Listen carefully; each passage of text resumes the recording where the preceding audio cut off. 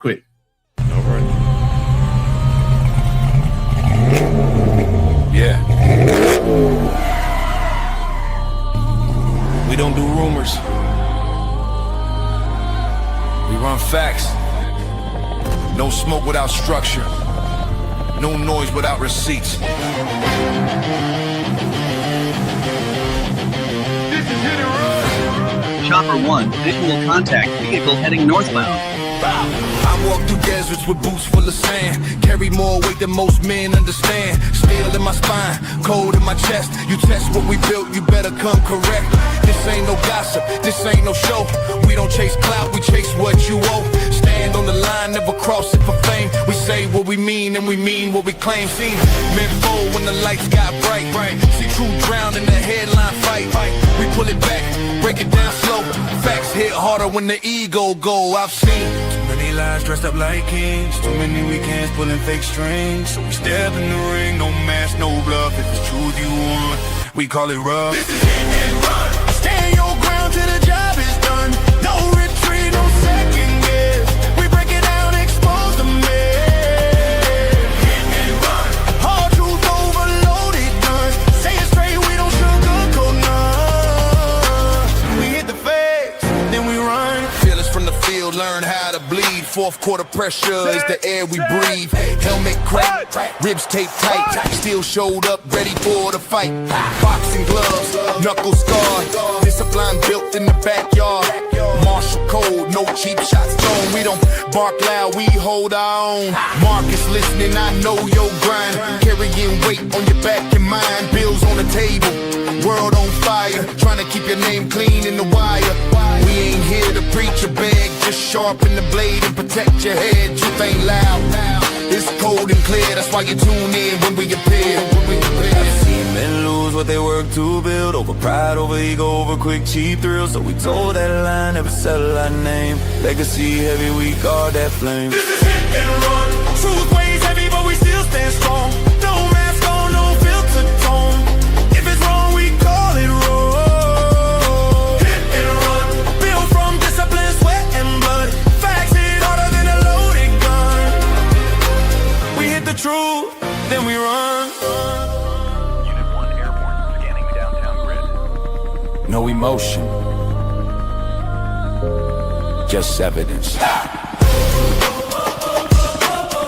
advised, all units over. Local car moving at high speed through downtown Dallas.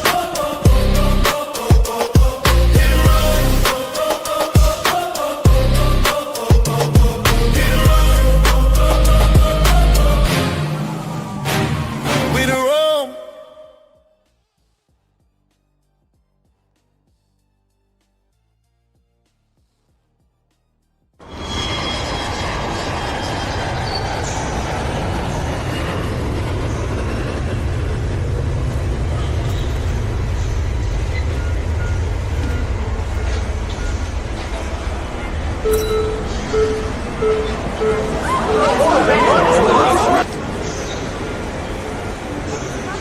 What about my flight? Oh no, not again. Attention, all passengers currently waiting for your Spirit Airlines flights. All Spirit Airlines flights have been canceled. Please check airport monitors, the Spirit app, or speak with a customer service representative for rebooking and refund options. Come on. What? Are you serious? Oh no! Alright. Let's have board. Please don't help. I already paid for this. Sir, I understand your frustration, sir. So what am I supposed to do? I'm checking the next available options now. Y'all gotta fix this. Please allow me a moment. Can you show me my next available options? Yes, sir, I'm checking that now. Nobody's telling us anything. We are experiencing system-wide cancellation. If rebooking is delayed, what are my refund options? You may be eligible for rebooking or refund depending on your itinerary. Please keep your receipts and monitor baggage instructions. All right. Understood. Thank you. Not the trip I planned, but it is what it is. Man, that's messed up. We're gonna go get our luggage. Why? Because our flight was canceled.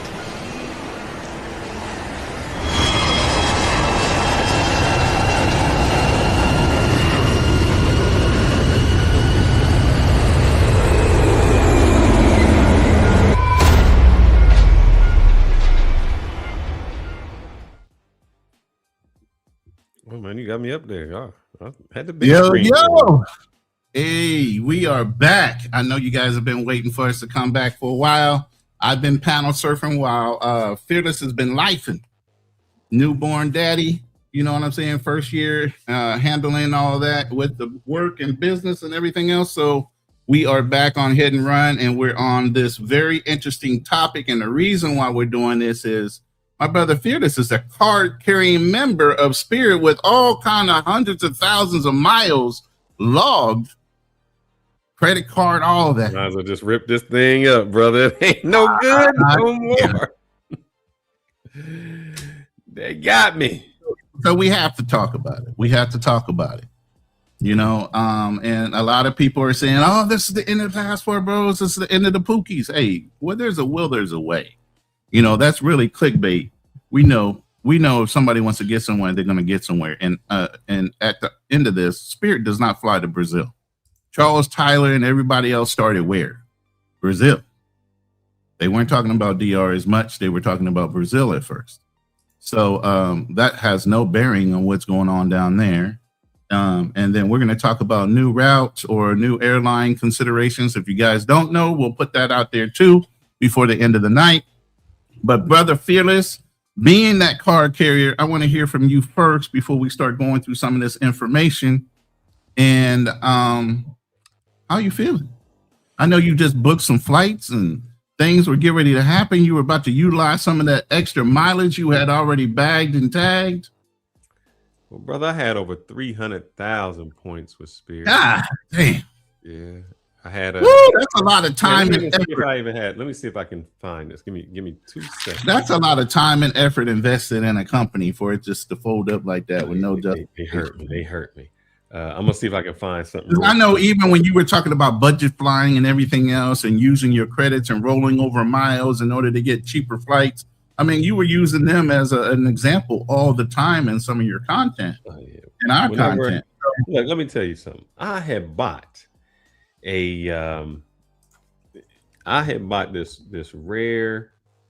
And I'm sorry, brothers. I'm looking for something. I don't know what email I got it on. I had bought this rare. Well, I had been looking for it for a long time. I got it when I was out of the country. This tequila that I couldn't find. Mm-hmm. Oh man, I got a little one that's about this chick always bothering me, man. I got a chick that always come in and and I'm gonna shout out some people in the chat real quick. LJ the Southern Vegan, welcome to the live, my brother. See what I'm talking about with hands full. You know, we got our brother Travel Unfiltered. We're blessed to still have this brother here. Spirit Loyalist for over 20 years, traveled all over the Americas and experienced the good, bad, and ugly, but remained loyal to this airline. And that gave me an opportunity to explore. So yeah, it has given a lot of people an opportunity to explore.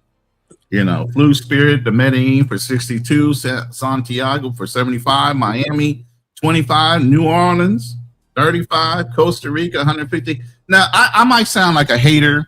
You know, I flew a couple times when I was dating a certain person, and she talked me into flying Spirit.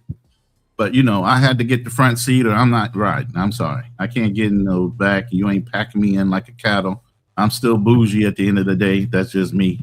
You know, so I had to get those front seats or I wasn't flying. That brother was going with the big seats. Everybody else, I see the Travel Elitist, a lot of rebranded channels here previously. And then we got a comment here. Spirit Airlines just changed traveling forever. No, they didn't. We agree. I mean, it's a loss, but there's always some other company behind them that's waiting to come up. And this is the great thing that they didn't do for the American politician. They did not bail this company out. Now, they have tried to, and we're going to go over that.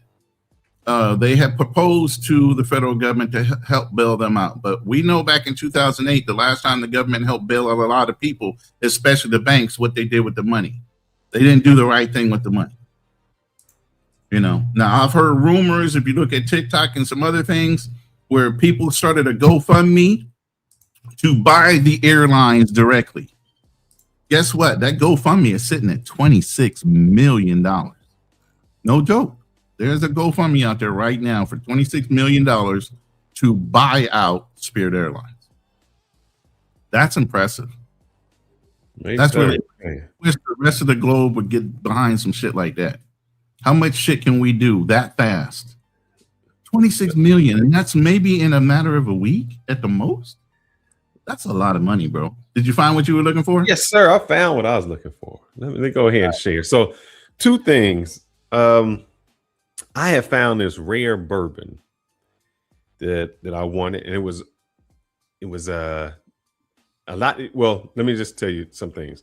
A lot of places won't ship you alcohol. They have to have like a special license to ship through the United States Postal Service, or they have to, if they're shipping it through UPS or FedEx, there's like a special license.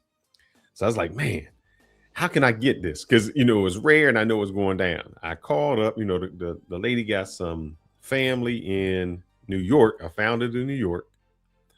I ordered it. I ordered 8 bottles. I took all 8 bottles. She picked it up for me, put it in her house. And I was using Spirit because I was looking to ship it. I was like, man, I know some people that come up there. It's going to cost me like $300 a ship. I was like, man, that's crazy. I had a flight going up to New York. And I was supposed to leave on Tuesday. I was leaving it Tuesday at 3 o'clock, getting there at 7 o'clock, 8 o'clock at night. I was picking up the bottles and I was catching a 5:30 in the morning home. That flight was only costing me $87. $87. In and out at $87. That was it. So I was happy. I was praying. So my thing was I had 300,000 points. I'm a gold member with Spirit. And I was praying. I said, Lord Jesus, Trump, you got to bail these people out. You got to get them out, man. We can't deal with this, Trump. You got to do this, man. We can't do it. Just get them out till the summertime. I just need you through the summertime. Because I had a whole bunch of small trips that I was going in and out of. I was like, let me go here, let me go there. So I'm gonna share the screen so you guys can see. The reason I like Spirit on some things, I had it where they had this. So if you had a credit card, you got free baggage. You got 2 free bags you could bring on. That's cheap for me. So if I book my flight, I brought my bag and then I can bring the wife's bag. You got everybody packing. She packing way more than me. So I got a carry-on and 2 bags I could bring on. I'm good. The way I spent, with mine, I always got this. So if you can see that, every year I get an anniversary voucher. They're like, here go $100 voucher you can spend. Loved it. So let me show you this. This is what hurt. And that's still good to this day. That's a shame. Yeah, they got it. Yes. So that's a shame. I couldn't. I was planning on using. I ain't using. So here's the other thing. This hurt me. This is I think in my trash. So now it's in my trash. So if you see, I was leaving out. I had my plans booked. This is going to Santiago, Dominican Republic. I paid, because I had my voucher, I had that for the whole family, $134. $134. You know I'm hurt. That was my taxes. So I used my point. You see, I used my points. It was costing me $134 to fly down there. With 3 people. Well, 2, there was the lap child. But the lap child, damn. Yeah. You figure 2 people, 2 suitcases flying down there. It hurt because then I had to turn around. That cost me $134. My hotel was already booked, and I'm trying to see if I can find this other. So my hotel was already booked, and I was past my time that I could get rid of that. I had to buy flights. Now, let me show you something. All right. So remember, guys, remember what I just told you. I know y'all hating on Spirit. I just paid $134 to go down to Dominican Republic to fly down there for I'm gonna be there for 18 days, 2 people and a kid. $134. Suitcases. I got the luggage Hold in up. there. Don't show them the alternative yet. We're gonna get to that part. You don't want to see the alternative? Oh no, because we got a slide for that, and then you can tell them what your variance is. So hold off on that one. Ooh-wee. You sure? It's right now. I got it right now. Let's let them see. No, they gotta wait. They gotta wait. We're gonna stay on course. So, but you got some nightmare stories. Let's say it that way. Let's just put it that way. I always got that. Well, you know what? Here's what I would say. People hated on Spirit. Spirit in its 34 years never had a plane crash. No fatalities. Hey, American can't. They was ranked, even though you want to say it, Spirit Airline was ranked #1 because they get you there. You know, maybe some other issues. Now, what I'm going to talk about is going to be a different route. Our theme is like the Pookies and the Ray Rays and all of those people flying out. Spirit Airlines is not, and I repeat, not responsible for that. I'm going to give you a big summary, and I'm going to show some slides that has nothing to do with Spirit. Spirit was around for 34 years. Passport Bros and all that have just been around for like the last 8. Right. And this downfall has been happening since the pandemic. And that's why I put up the slide up so you can see the slow matriculation of what's been going on. And the government had a hand in this too, because they were initially supposed to be acquired by JetBlue. And they stopped. And that was derailed in 2022. So they still try to hold on. But my theme is, and I'm going to let you know this is my thing. Spirit had nothing to do with it. This is how I'm going to present it. Spirit Airlines did not create the international culture. Technology did. It was technology that changed it all. And we're going to go through all of that. When technology became available and you could get on your smartphone, your Google Maps, your Airbnb, your Ubers, your Google Translate, when all of that technology became available. I was traveling before that, so I knew how it was. You couldn't land somewhere and be like, "Oh, take me here." You didn't have no Google Map. There was no Uber. There was no smartphone. You didn't have no Google Translate. You had a little pocket dictionary, and y'all be looking up words with each other. Technology changed it, because you got to remember, Spirit Airlines had been flying to Dominican Republic since 2005. It had been going to Colombia since 2008. Brothers just wasn't on it. I'm going to show you all that, and then we're going to show you what it's costing us now. Go ahead, go with one of those slides. So really, what is this impacting for Spirit and what we would call the Passport Bros or Pookies? You know, where did Spirit fly to, and how is it impacting? Spirit route impacted are obviously Santo Domingo and parts of Colombia. Again, Brazil is not even in this. There is no flights to Brazil. So that's not all 5. That's not the big 4, the big 5. That's only 2 countries that are really affected by this. So, I mean, it's really clickbait what we're talking about with Pookies and Passport Bros. And but by the way, that video, the video that I did, it was actually media driven. The description that was given back to me and the images you saw in that preview video were media generated. That's the idea of what, by ChatGPT standards, the media sees you as if you're considered a passport bro. Not if you're a Pookie. This is all media driven. So the way I did this was I asked ChatGPT to give me the persona of a Pookie by media standards, and let's do an image of it. So that's how I came up with the 2 characters for the previous video. But go ahead, Fearless. So 2 things. LJ is saying, yeah, technology changed it all. The Canal knows, because we used to fly way before this time. Before the technology, brothers wasn't flying. It was too complicated. They didn't know the language. They had none of that. But I think your map is a little misleading. Okay. Here's why. Yes, Passport Bros fly to those places. They fly to DR. They fly to Colombia. But there's, in addition to that, a place that you don't have on there and a group of people that you don't have on there. Which are? The passport sisters fly to Jamaica. And you know who flew to Jamaica cheap? See, we're talking about passport bros, but you got a whole spin on it. What?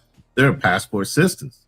They fly to Jamaica to get on that little raft to get that massage. Yeah. You know who else flies to Dominican Republic and Colombia? BBLs. Every chick who getting on a BBL, they going to Colombia to get that BBL, and they going to DR to get a BBL. Mm-hmm. Them chicks would say, look, I'm going to give me a little bit of money. I'm flying to DR. I'm getting on Spirit, and I'm getting that donut so I can sit on my butt. Because I had flown back, and you would see, I was like, why are all these look, this is how naive I was. I was like, why are all these women handicapped? Because, you know, the handicapped people, they have a separate line that lets you on first. Right. And then they have the line and then the people waiting. And I was like, man, all these black girls with the bonnet on their head in wheelchairs waiting to get on the airline. I'm like, what? They sit, you know, I didn't know what was going on. Then I see the donut. You get on and usually they not sitting in the chair. They sitting the other way so they can just sit down on their knees and got their donut. So the women who paid all that cheap money to get their Brazilian butt lift, go to DR to get that cheap lipo mommy makeover surgery, they hurt. Now, don't get it twisted because y'all put the passport bros in it. They hurt. That medical travel that people do, even for dentistry and, you know, all that other stuff, those are the people that are really hurt. Yeah, I can imagine. And like I said, what like you were saying, is that's a whole nother spin that nobody's really thinking about, is the plastic surgeries, the chicks that are going to the Caribbean, the passport sisters, and when they're known travel areas, it's not always they follow us. There's some places they blaze that we haven't gone to, you know, or don't even care to go to because it's not our stilo. I mean, we like Jamaica. That might be, you know, take a significant other, take them down to Jamaica, but it's not some place we would hang out at. You know what I mean? So these are some of the routes. As we're talking, we're going to go through some infographics just so you have them. I'm not going to sit here and go through like a lecture on what you guys need to do and where you need to go. But just to let you know, the affected areas are for what you call a passport bro or a pookie. There's only two countries really affected, and that's Dominican Republic and Colombia. And not by much, because we're going to show you there's ulterior or alternate airlines, which we all know and what you guys all know. Now, Fearless, let's talk about the pre-booked flights that you had with Spirit. I know what the slide is saying, but what has been your experience with Spirit with your pre-booked flights that you had just recently that you had to either cancel, rearrange, or get your money back? Are they giving the money back? Are they holding back on the money and saying they broke? What the heck are they doing? I did not. So Spirit, the credit card is owned by Bank of America. They sent out something that said they will automatically refund. And I've already gotten refunds on all the flights. They sent that out maybe within a few days. So by that Monday, I already had all of that. They got to go to bankruptcy court. And that's when they determine. No, you got your money already. Like, I got my money, but I'm talking about like my points and the vouchers. They're going to determine that through bankruptcy court. That, you know, to see if you have, if your points are worth any value, if your, you know, your vouchers are worth any value. So I don't know, you know, that might be 300,000 down the drain. I don't know. It is what it is. But what I was trying to do was use all my points for travel, because, you know, they let you use your points for travel. And I'm telling you, it was much better to use those points than to use them where I had to use them at to go down there again. So the money came back fast. I didn't have any issues with the money coming back, you know, to the account fast. My experience with Spirit, oh man, all right. I mean, it's been up and down. You know, when I became a gold member, roller coaster for you over there. yeah, I became a gold member. They would always bump me up to the big seats, so I had no issue with that. Well, yeah, that made it convenient, but you had to spend a hell of a lot of money to get there. As the gold member, you always got a free drink and a snack, so I always got that. My problem always was this. I fly out of the country, and every time you fly back in the country, you go through Fort Lauderdale.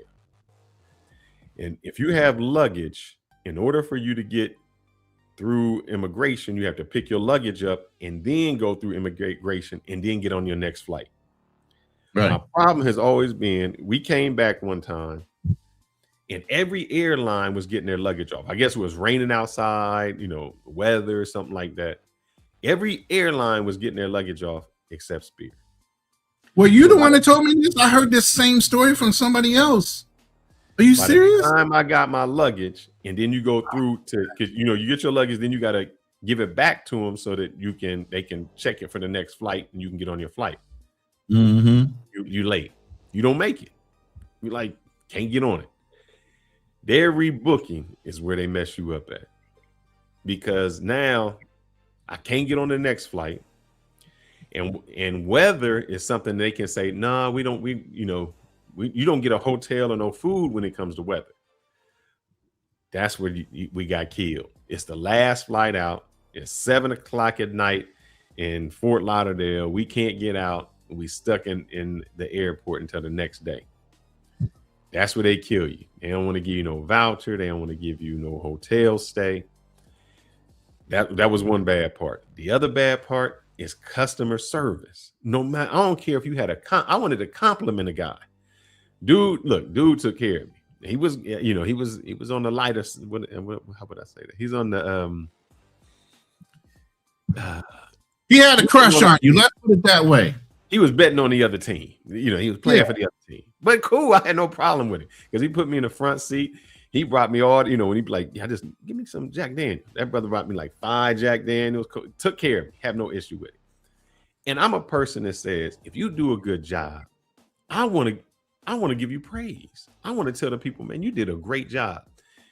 I wanted to go on and write like a good review. And the only way you could do that is like, here goes our mail, not no email. Not snail mail. Not snail mail. Snail mail. Damn. Number 2, if you have an issue with Spirit Airlines, the only way you could communicate with them, they had a WhatsApp and they had email.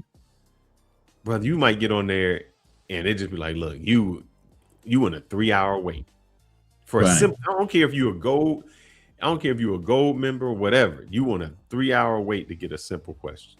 And it's like, man, why can't I just get in? That's what I love. Now I love like Delta or American Airlines. I can actually talk to a person, get my things done, get it out. That was not the case with Spirit. It was always. Was he about to do that to you? Was he about to do that to you, Phil? Hey, look, that brother was trying to get me liquored up. He's like, look, I got something for you. You probably put something in the drink too. He's like, I'm gonna take advantage. Poked you on the goddamn thing. Look, I guess a white dude too. So I couldn't be no problem with him. But he hooked me up. And I've been hooked up, being a gold member. So I couldn't be mad at him. Right. My problem with Spirit is the customer service, man. You could never talk to anybody. And it was so frustrating. Look, if your flight went right, you good. I mean, you in it to win. You could fly down. Like I said, I was going to New York. And I was going to New York with my bags to pick up this bourbon and bring it back for less than that would have cost me to ship. That means I could fly there, pick it up, and come back for less than what it cost me to ship. That's crazy. You can't beat that. Right. Things went bad. Oh, man, that's when it jacked you up. It just was not good. Went to DR last year. They lost our car seat. That was gone. Lost the car seat. Don't know where, they had to be like, oh, I didn't land on this flight. We'll get it to you. That never got it to us. We bought another one. They chipped that one a little bit. Now I had to fight, but they did reimburse me. I got that money back. It wasn't immediate. It took about 2 months, but they did do that. But that was the only thing. They needed some other type of customer service. And their you really look. I have flown on Spirit so many times that when I went last year to Dominican Republic, I came back at a different time than the wife. She was flying. Hold up, Sway just said something real quick, and I'm going to tell you, brother, don't do it. Don't do it, because I'm the Southwest guy. He's the Spirit guy. I'm the Southwest guy. Don't do it. Don't break up with Southwest. They always give you the best deals. No, not all the time. So, but here's what you guys don't understand. It was not Spirit. Yeah. It was not Spirit that caused the Pookies.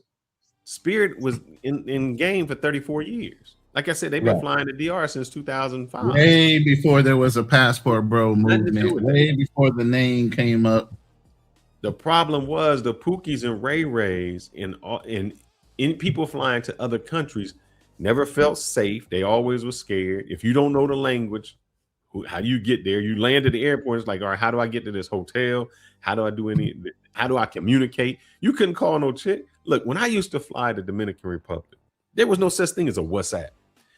There was a dude on the street, and he would have all these cards wrapped in a rubber band, and it would be what they call orange cards. And you give it to him. It's like a lottery ticket. You scratch it off, and that'd be a number. That's the number you input to your phone for minutes. That's how you got minutes to talk to somebody. There was no communication through WhatsApp. And then the girls, they would call it a beep in DR and in Colombia, meaning they weren't going to use their minutes to call you. They would call you and hang up. And that's how they beep you. That means you had to call them and use your minutes. If you didn't know how to speak the language, you was hiring a translator. I mean, when I first went to DR, I had a translator. I had a dude who picked me up at the airport. Basically, look, I was on a date with 3 people. I was on a date with a girl and a guy. That's how it was. Every single time we went out, I was on a triple date because I had to take the girl out. Right. I had to bring the dude with me to translate everything she was saying. So I'm paying for his food. Hey, do you ever try to undercut you? Try to get my God. Look, I know how some of them brothers are, man. It's sad because I remember he's passed away now, but I can speak ill of the dead. Fucking. His name is Jose. It's sad that I know his name. Jose Sanchez. We all know him. Look, Jose Sanchez was a good dude. But this is what he would do. He'd pick you up at the airport. And then he had a finest chick in the car with him. They talking Spanish. And then he like, man, I'm sorry I have to take this girl to school. I'm taking her to school. But I wanted to come get you guys because I knew what time your flight landed. So I got to take her to school. And when you're driving back from the airport, you mean college, right? You are meaning college, right? Yeah, You're not in college. She's in college, the university. Okay. And on the way going back to your hotel, they be like, blah, blah. And she be like, I'm like, what? He'd be like, oh man, she think you cute. I'm like, huh? The game was already set up, brother. She like, fine. Matter of fact, she don't even want to go to school today. She's rather deal with y'all. It's so fine. You like, shoot, let's roll. Later on, you found out she getting a cut. And he getting his look. Everybody at this before all the processed foods and everything was in DR, and all in the other Latin America, all of that. So everybody was like thin. They were thinner. This is when a real Coke bottle. When you like, damn, they getting a little bad now. But this is when the chicks was like, there was McDonald's. You wasn't eating in McDonald's. Places was closed at 9 o'clock because nobody was eating out at dinner. Jose Sanchez was fat. He was fat. He was a big dude. Everybody else is thin. He big because he eating it every meal with you, bro. You taking him everywhere. But all right, so that's how he got it. How I learned Spanish was not talking to a girl. This is exactly how I learned Spanish. I can remember it like it was yesterday. I'm in Zona Colonial, Santo Domingo, Dominican Republic. I see my future wife. I say, God damn. I mean, she could, I was salivating when I seen her, man. She was, when you described the girl you want, she was that girl. I was like, God damn. I smiled at her. I don't even, I just know the hola. I'm looking at her and we smiling. She's smiling at me. And I'm like, bruh, look, tell her shit. Look, I was simping out for this one. I like, look, she want to go out. We can go out to eat. wherever she want to go, let's do it. I have no problem. Let's get to know each other right now. Let's exchange numbers. Wasn't no Instagram, none of that. She's smiling. So he translate that. She's smiling at me. I'm smiling at her. And I'm like, tell her, I want to get, her number so we can hook up later on. I'm being sincere. I'm being nice. And so he says that to her. Now, remember, I'm not looking at him. I'm looking directly at her. I'm just looking for a smile. He's just a translator. He just off to the side. Just translate what I got to say because I got the gift of gab, brother. I got this. If you translate what I say, I got everything handled. I say that to him. Bro, just tell her, look, I want to go out to dinner tonight. We can go somewhere. We can do this. That's exactly what I said. So that's my words to him. We looking at each other.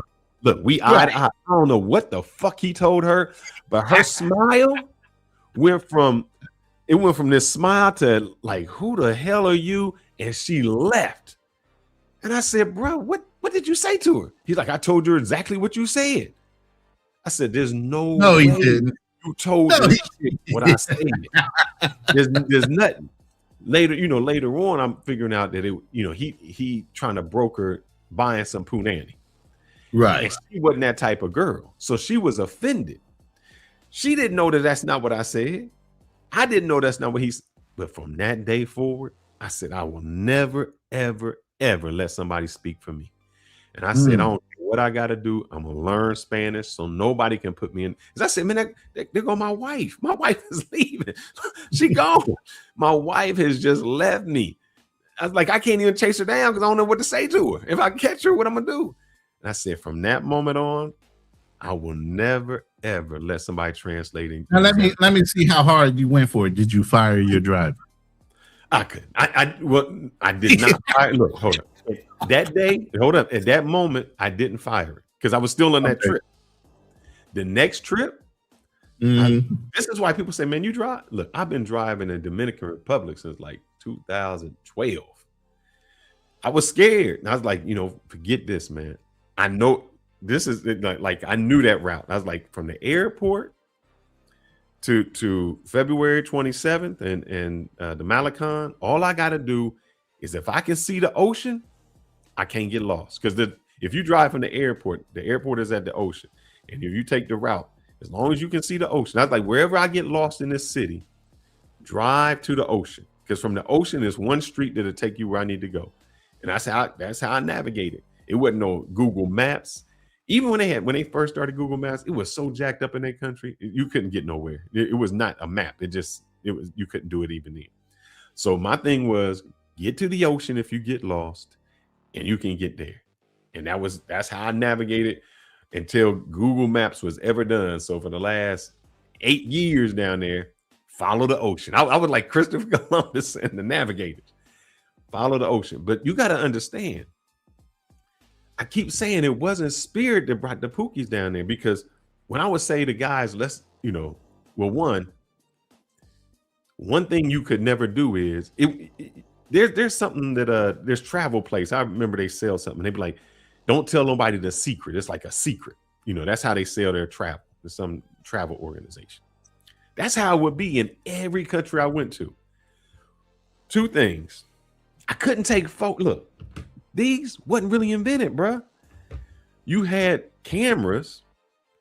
So the camera, you couldn't get whatever picture you took, you used to have a little hut that sat outside your grocery store, wherever, that you had to drop film off to. And if they deemed it pornographic, you wasn't getting it. They wasn't gonna give it to you. I bet you they kept it.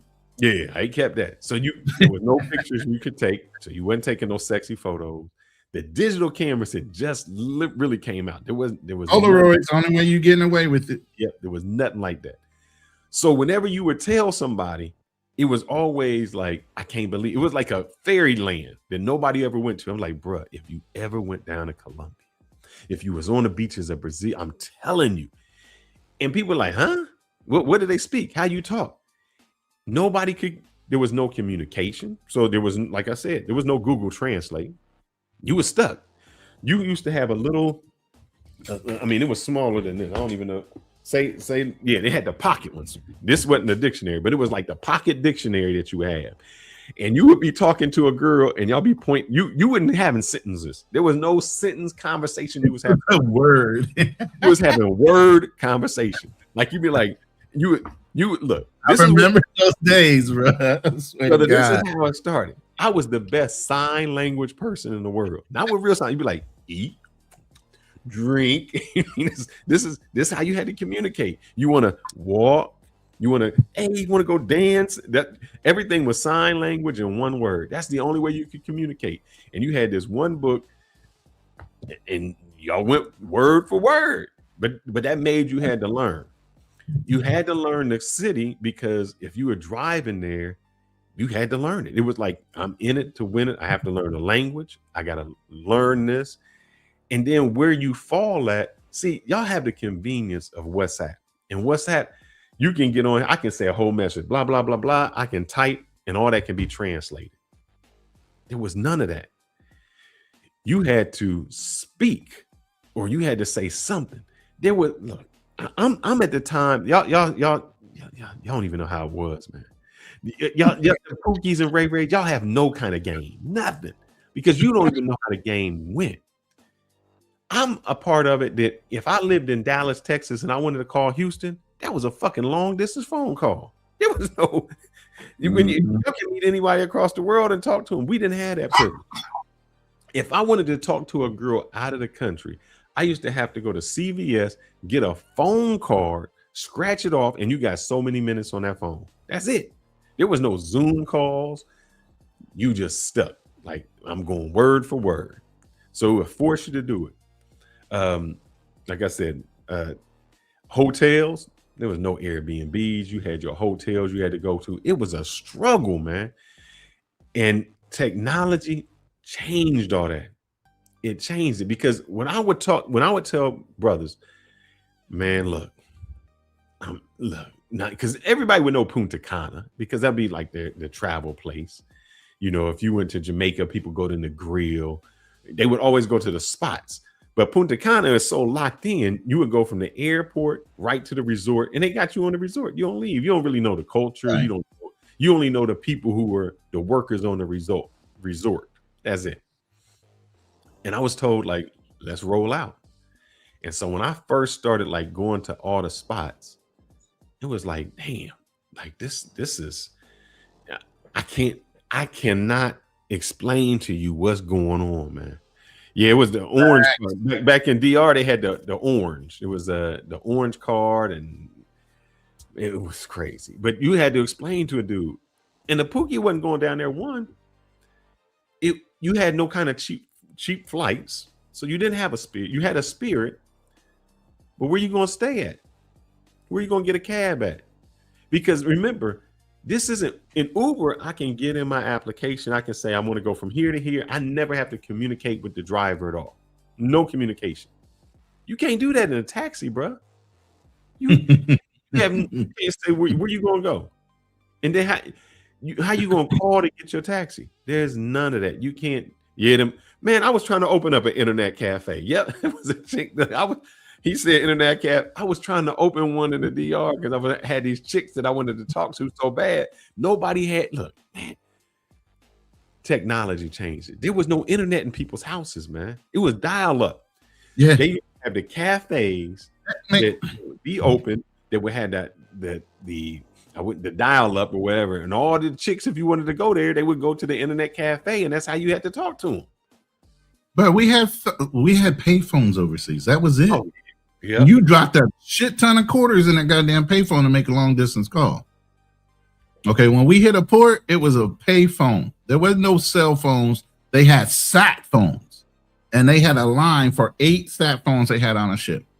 You weren't getting access to that sat phone real quick. You had to literally sit there dedicated out in the heat on the top of the damn flight deck waiting to get that damn phone.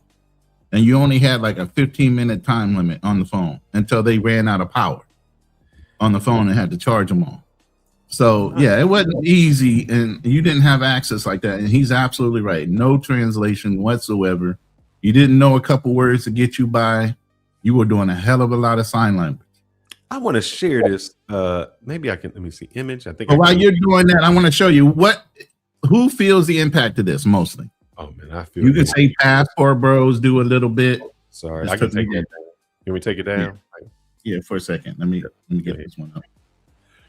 Couples and like you're saying, even you and your wife and your daughter, you guys are going to be using Spirit to go down and do your little vacation.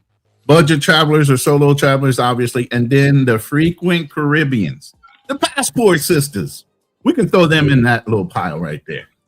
You know, the ones that are going down to Jamaica on the flights, the ones that are going down to get their surgeries and their BBLs and boob jobs. You know, they're not innocent in this. We just threw that, like I said, it's a clickbait type of situation. But there's more than just us being affected. Yeah. But they said as the brothers, man, or you know, it's the cheap. I was seeing where there's some business people who had to fly from like one city to the other city, very inexpensive, and they would do it. This is just to go with what Mr. Gantz said. He said this must have been in the 90s. I want to show you, brother, this was not the 90s. This is what changed it. This is the for me, it was the 90s. Yes, for him, it's something else. Yeah. For me, you're right, Gantz. It was the 90s when that was happening. Yeah. This is when everything changed. If you look, Spirit Airlines was in the early 2000s. Routes to Colombia came in 2008, 2012. You still down there at the bottom. You see Passport Bros wasn't even moving.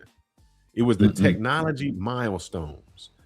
2015 to 2016, that's when Google Maps started. They wasn't even in the other countries. But you had Google Translate. Before then, yep.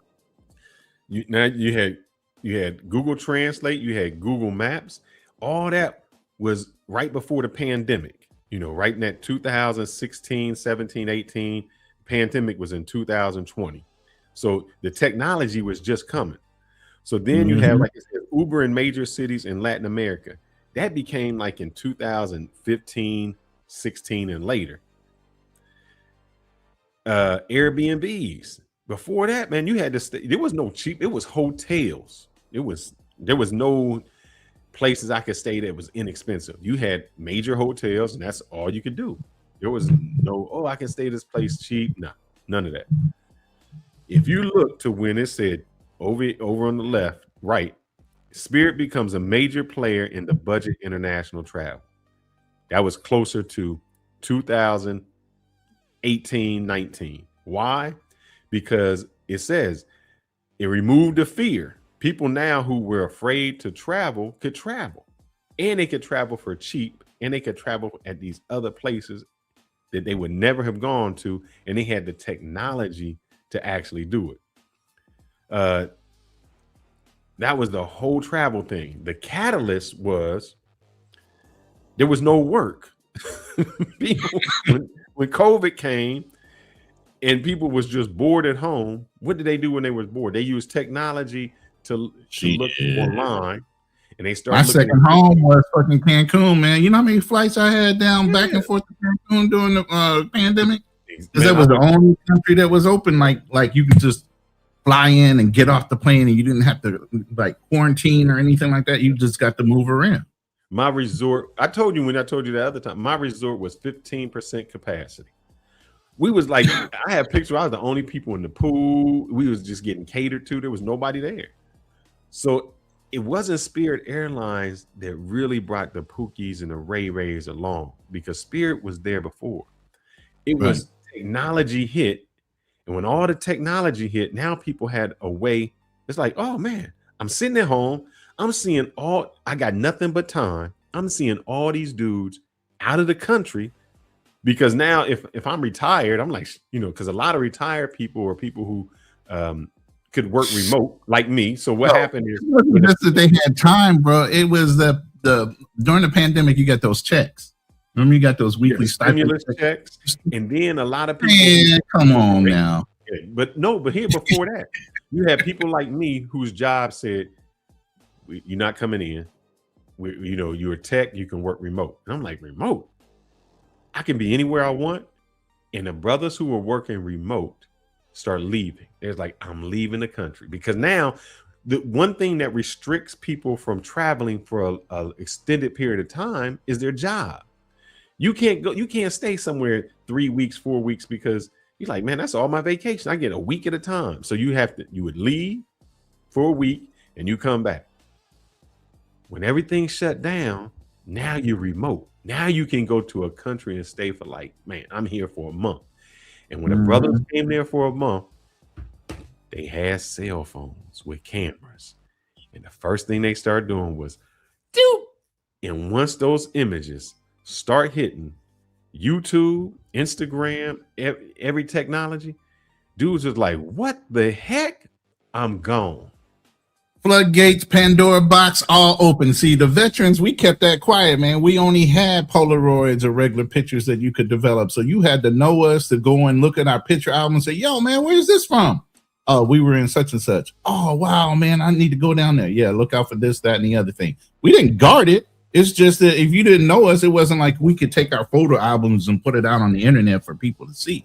Correct. You know, a lot of people's like, oh, you OGs, you veterans, y'all were trying to keep. Nah, we didn't try to keep it a secret.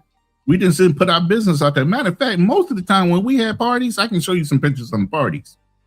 There were no cameras allowed, and that's regular cameras with film in it. It wasn't no fucking cell phones back then. People were married, bro. You know, they didn't want that shit to get back to their wives. They've been on the water for damn near 6 months, a year. You think they celibate the whole time? Come on, stop. So the sad thing is, I know that I was in some chat groups, and a lot of people were celebrating the downfall of Spirit. It was hood, it was this, it was that.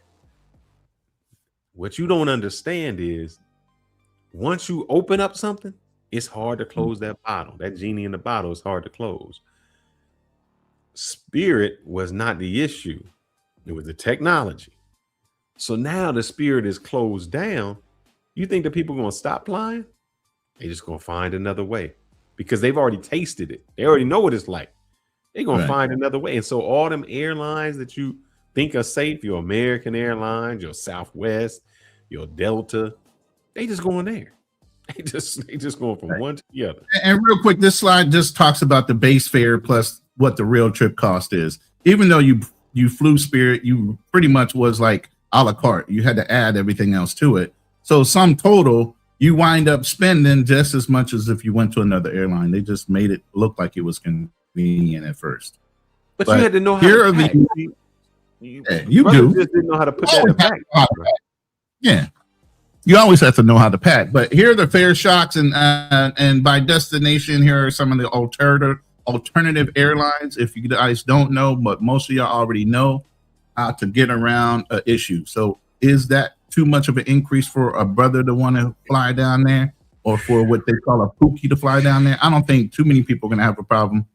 Now, obviously, I don't know what the going rate for Sao Paulo is, but now that, you know, Spirit is out of the marker, they never flew down there in the first place. Are those standard prices for flying down to Brazil and Sao Paulo? Sao Paulo can range from, if you get a good 600 flight, you're doing good. 600 to like 1200. It just matters when you can pick it up. So usually, yes, you know, some people try to fly to Sao Paulo and then hook up and go to Rio. If you're in Miami, I think Dallas, we got a direct flight to one. Right. Yeah, you paying some money. That's not a cheap flight. But now, hold up. Oh, did you want me to show anything yet? No, you can show whatever you want. Now we're good. All right. We got to the last slide for screen because y'all want to see that it hurt the regular folks like ourselves.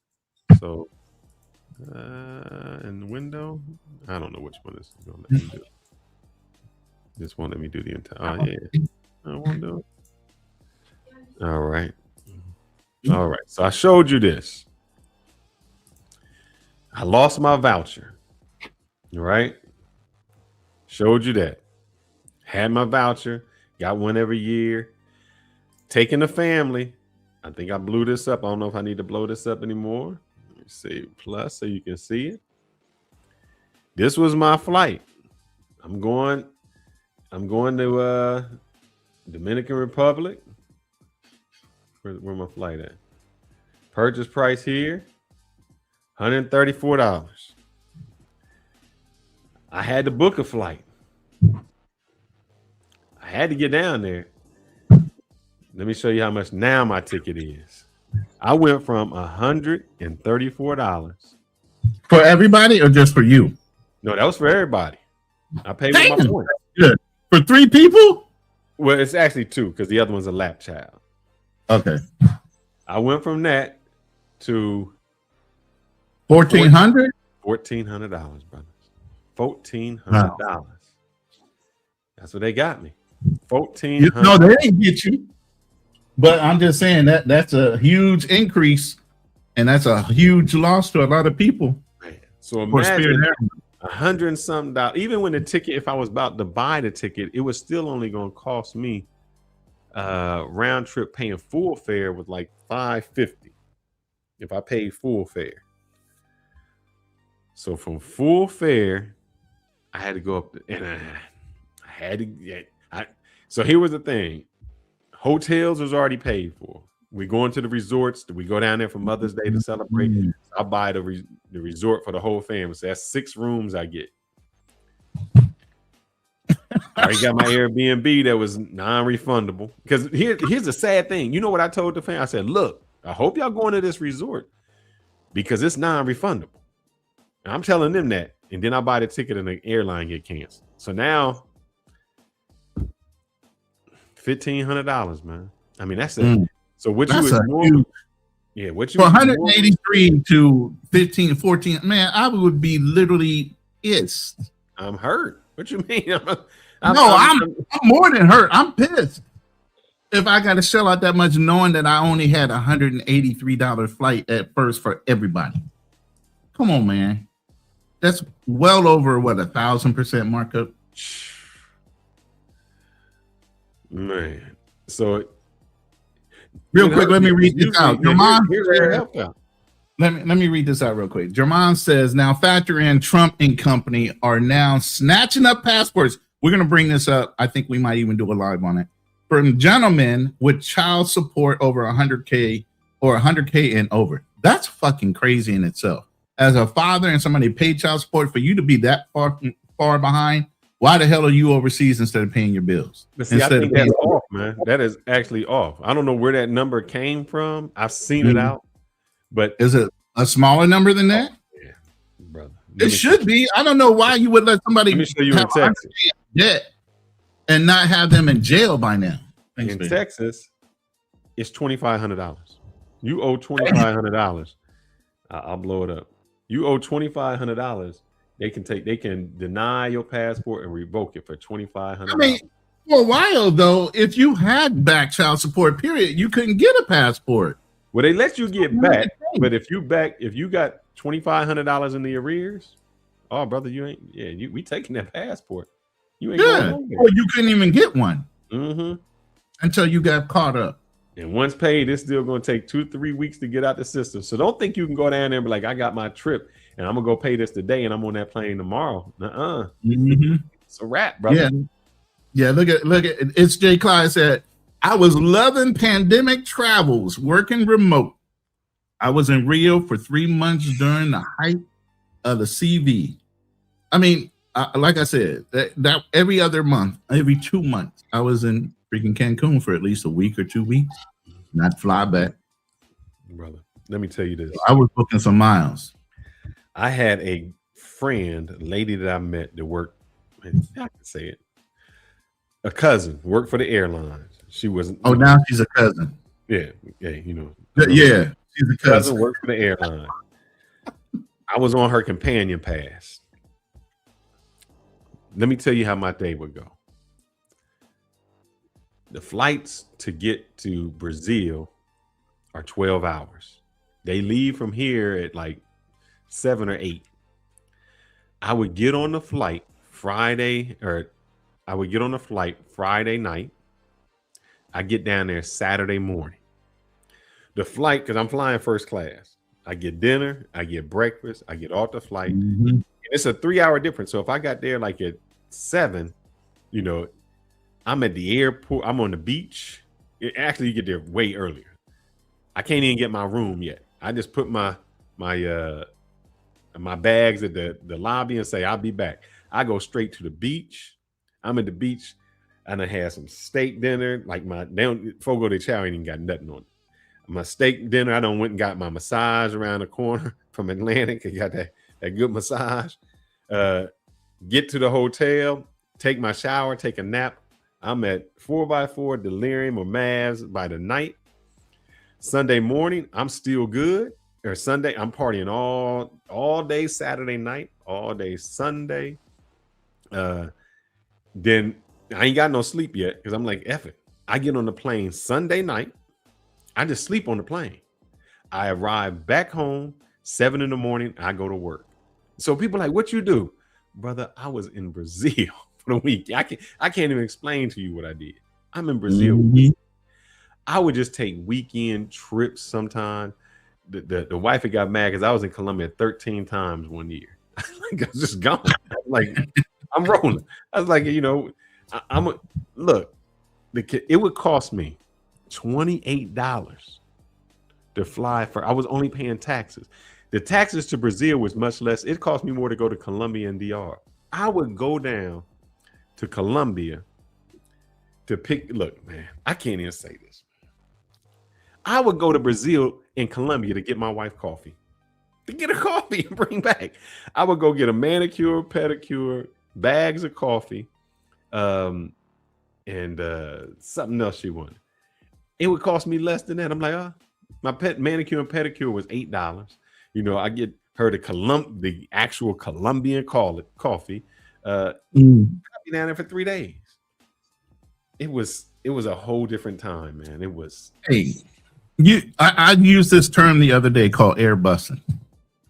I mean, back in the day, and I don't know how convenient it is for a lot of folks nowadays, is especially in California, a lot of people, in order to commute, they wouldn't get on the freeway. They'd just catch a plane from Ontario into LAX and an Uber or whatever to their job.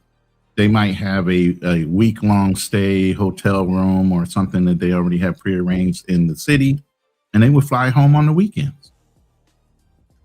You know, gone are those days, but I remember when it was so convenient just to go ahead and hop on a plane and to drive. It's crazy, isn't it? That is crazy. But people didn't understand it. I'm trying to see something where the guy said go to Europe, and yeah. That was a Buck. But I'm trying to find it, and I don't think that I can fast enough. To tell you the truth, Buck, there's been several brothers that have gone to Europe and were considered what you would call a passport bro or even Pookie. Everybody's trying to make content nowadays, man. So you're not even safe there. What was the guy that just got in a fight with some dude and he was a YouTuber? And like, I don't know if it was Sweden or someplace like that. And the guy was basically trolling him from behind while he was filming. He turned around and gave him some fucking gruff. And the brother just knocked his ass out. So I can't find it, but I'll say what the guy said. The guy was over in Croatia and he sees a black dude and he says, man, I know you don't play basketball because you shorter than me. So there's no way you playing basketball. Mm. And the dude said, nah, I don't play basketball. He said, what you doing here? And the dude was like, shh, don't tell nobody. That's all he had to say, which lets you know there are brothers that are all over there. Y'all just don't see them. Right. So the passport bros, you know, when they get tired of the one places. And it's not just not black Americans. You have Africans that are all over the place that travel. Mm-hmm. And they travel to Europe a lot and they cosplay us until we show up and blow up the game. Shout out to, let me read these super chats real quick because we had a couple come in. Shout out to those. Hey, y'all need to give me a super chat. Y'all see how much I had to pay for that damn ticket? You think that ticket was free? Shoot, I gotta get out of here. I need that money. Hey, super chats or cash app. There's a banner scrolling right now. Hit the super chat or cash app. I'm gonna go ahead and read this first one. Thank you for the $10 super chat, Will, bro. Salute, fellas. Heading to work. Saw you were on and dropped off some channel support from OG Will. I never flew Spirit. I wonder why. I want to know why. 5 years ago. No, because I'm a Southwest carrier. Anywhere Spirit went in America, I flew Southwest. Because That you was get my it as cheap though. huh? See, I think that Hey, you got 2 bags all of a sudden, and all you had to do was book a seat. I'm already ahead of the game on Southwest. The flights were comparable. You weren't getting that much more by spending less because, like you said, it's carte blanche, it's a la carte. You brought the ticket, then you had to add the seat and the bags and all this other shit. With Southwest, you buy a reasonable price ticket and you got 2 bags automatically in a carry-on. Yeah, Wasn't that hard? They just included in the price. If you're going somewhere, like if you're a weekend warrior and you're like, man, I'm just going for 2 days. Whatever I got for 2 days can fit in this backpack. That's really the economics of Spirit. If you're like, look, man, I'm just going somewhere for a day. I'm not really packing anything. I don't need a big carry-on. If you're busting it up, I could see you doing that. Okay. Like I flew to New Orleans. I just like there was places when Spirit was going. I was like, man, I had not been in places in the United States that I wanted to go or places I just wanted to eat. Right. So I was like, well, let me just fly here. It's only going to cost me, especially if you were flying during the week, like a Tuesday or Wednesday, it might cost you $39. So it's like, man, I'm gonna fly there. The wife had never been to Vegas, so let's go to Vegas. So all those little spots when you like, that's Southwest to me. I'm from the Midwest, so I lived in California 95% of the time. So I mean, between California, Texas, and Kansas, Missouri, all them Southwest all day, every day. Never even heard of Frontier Airline until I started moving around to the East Coast side of it. But I was still flying Southwest. They hit every port, and then they even started flying down to Cancun. I was like, straight. But I looked for that I had a flight for Cancun that got canceled, and it was not comparable, brother. It was not comparable. It just, I'm letting you know, because I have 4 flights that got canceled. My Santiago, as soon as we was getting back from Santiago, the next week we was going to Cancun, and then we had New Orleans, and then back down to. If I wasn't on a flight to Cancun, I was on a cruise, and that was after the pandemic, though, and that's when I blew out my MCL. Now you got the hater virus. You have not fixed it. You got the hater virus going on, brother. The antivirus, yeah. Yep. But hantavirus or whatever. LJ Southern Vegan, thank you for the $1.99 super chat. He said, brothers, that cost difference is crazy. Yeah, that's I'm mad at my man LJ, brother. Hey, that's Fearless's cost variance. And I think LJ, as much as you know Fearless and you support our channel, you need to go and help that brother out. Give him a super chat, send him a cash app, something. Subsidize that $1,400. But I'm mad at LJ, man. I've been telling LJ had a consultation with me, about travel, and he kept saying he gonna go, and man, this would have been the time. But here, if you can get on a cheap flight somewhere, because what y'all don't understand what happened is, and they were showing this, and I want you guys to do this. This is getting into more the economics. And I told the guys, even I want a Thailand group, and they're like, I don't fly Spirit, I don't do this. And I told them about the women they date over there. I said, the reason that 10 allows you to date her is because they know you have a choice of that 5. Because you're like, to date you is going to cost me $200. I'll go get a 5 for 25 and I'm good. And so they know it can't happen. The same with the airlines. I was trying to pull up a graph. And I talked to Black Man Travels about this because he called me. It's like, man, I had to rebook his family was going to DR. And he's like, man, I had to rebook. I said, I was sitting there on Friday night and I was like, look, I'm already booked with Spirit. They keep saying that it's going to shut down tomorrow. All right, let me look at the flights. I looked at my flights going to Santiago. The flights was $521 a ticket. Like, all right, I know what it is. 3 o'clock in the morning, they shut it down. No, I went back on the internet to find out how much the airline tickets were because I was like, I got to book it now because my flight is canceled. That flight went up $200 a person. So they knew you were going to be suffering. Yeah, from me booking on Friday to book it on Saturday cost me. Of course, they're going to take advantage of everybody having to catch those last minute flights on people from Spirit. That was the time for them to make up some margin on all they lost. So, guys, what y'all don't understand is Spirit served its purpose. Because once you not, and Walmart was good for this. What did Walmart do? Walmart come into the city, they lower all of their prices, and then they take all the competition out. And once you have no mom and pop shops, they just raise the price. And so the issue with Spirit was the airlines were saying, you know what? In order for us to compete with Spirit, we would have our business class, we have our main cabin, and then they have that economical. They call it economy class. And the economy class was to compete with places like Spirit.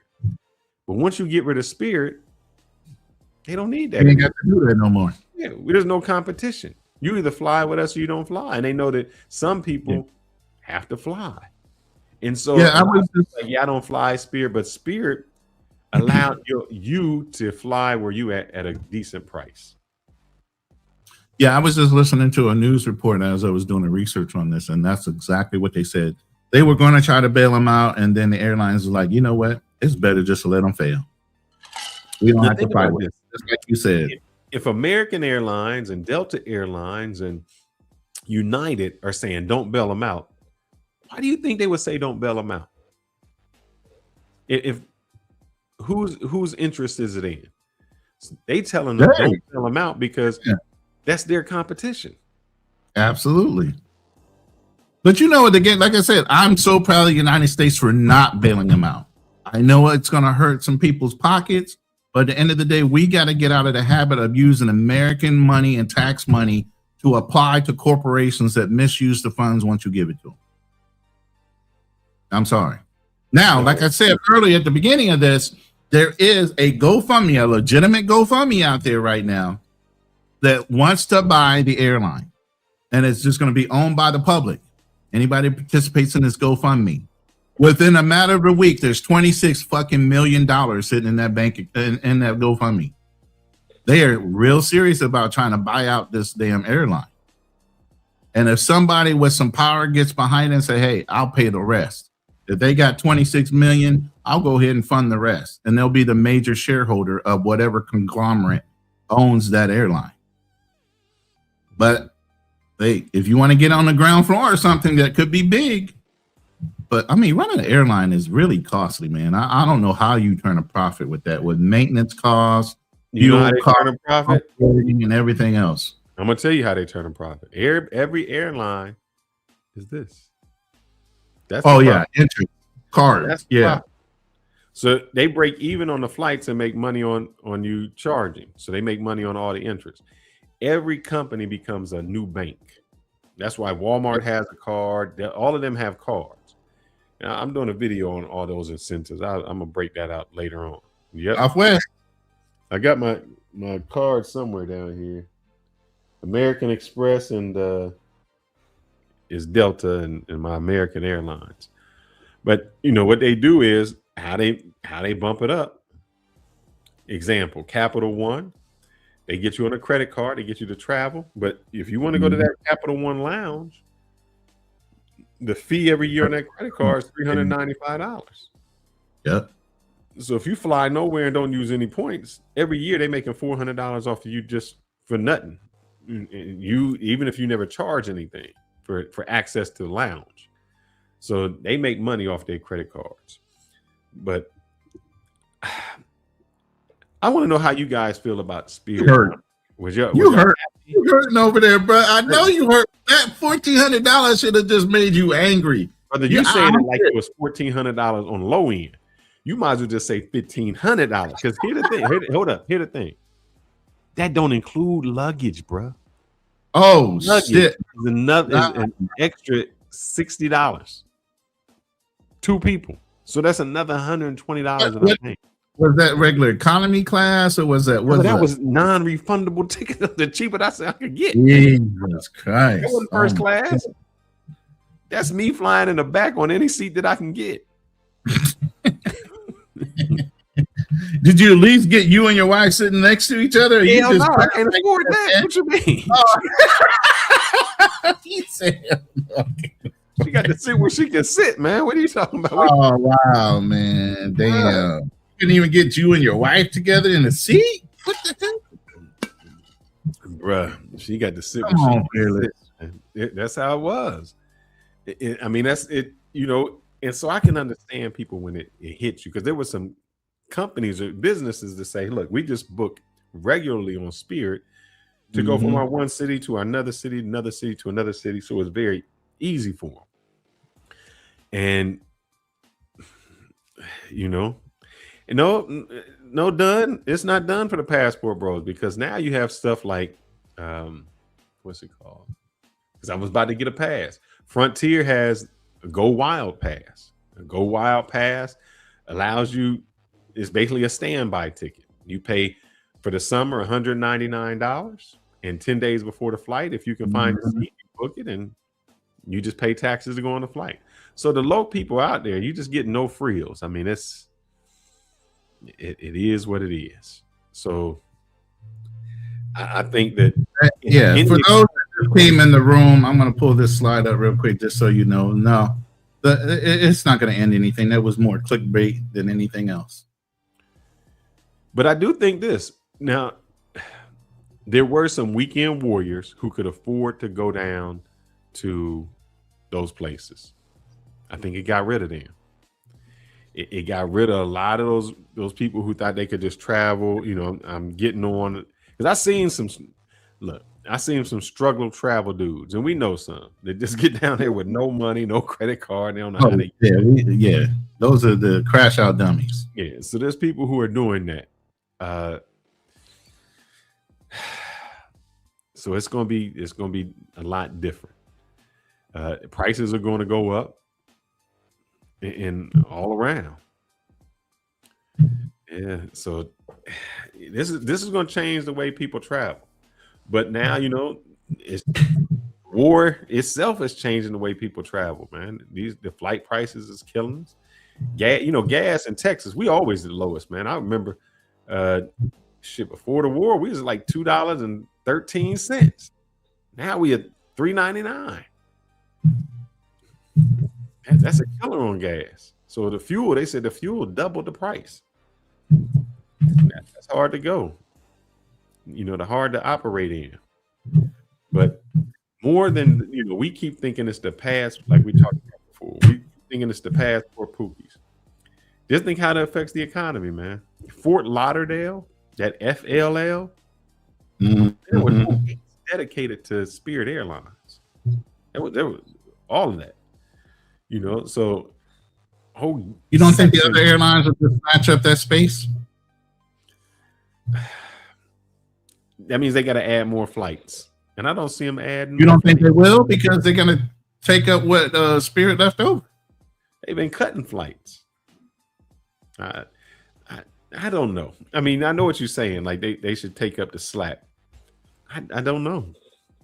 I don't know. That means they got to fill the seats. And I think what happens is the people who already for this summer who already had things planned and they're going, yes. But what happens after this once all of those people are out? Because people plan maybe a month or 2 months ahead, and so their flights are already done, or they've already had to rebook. What happens in the future? Nothing. Nobody. Who's going to get on those flights? That's the. So I know we think if it's an end of an era, but it supported a lot of economies. I mean, I knew people who would show the border on San Diego and Tijuana. People would, fly to San Diego so they could cross the border to go for medical, dentistry. Man, they had a whole lift up of February, March, April.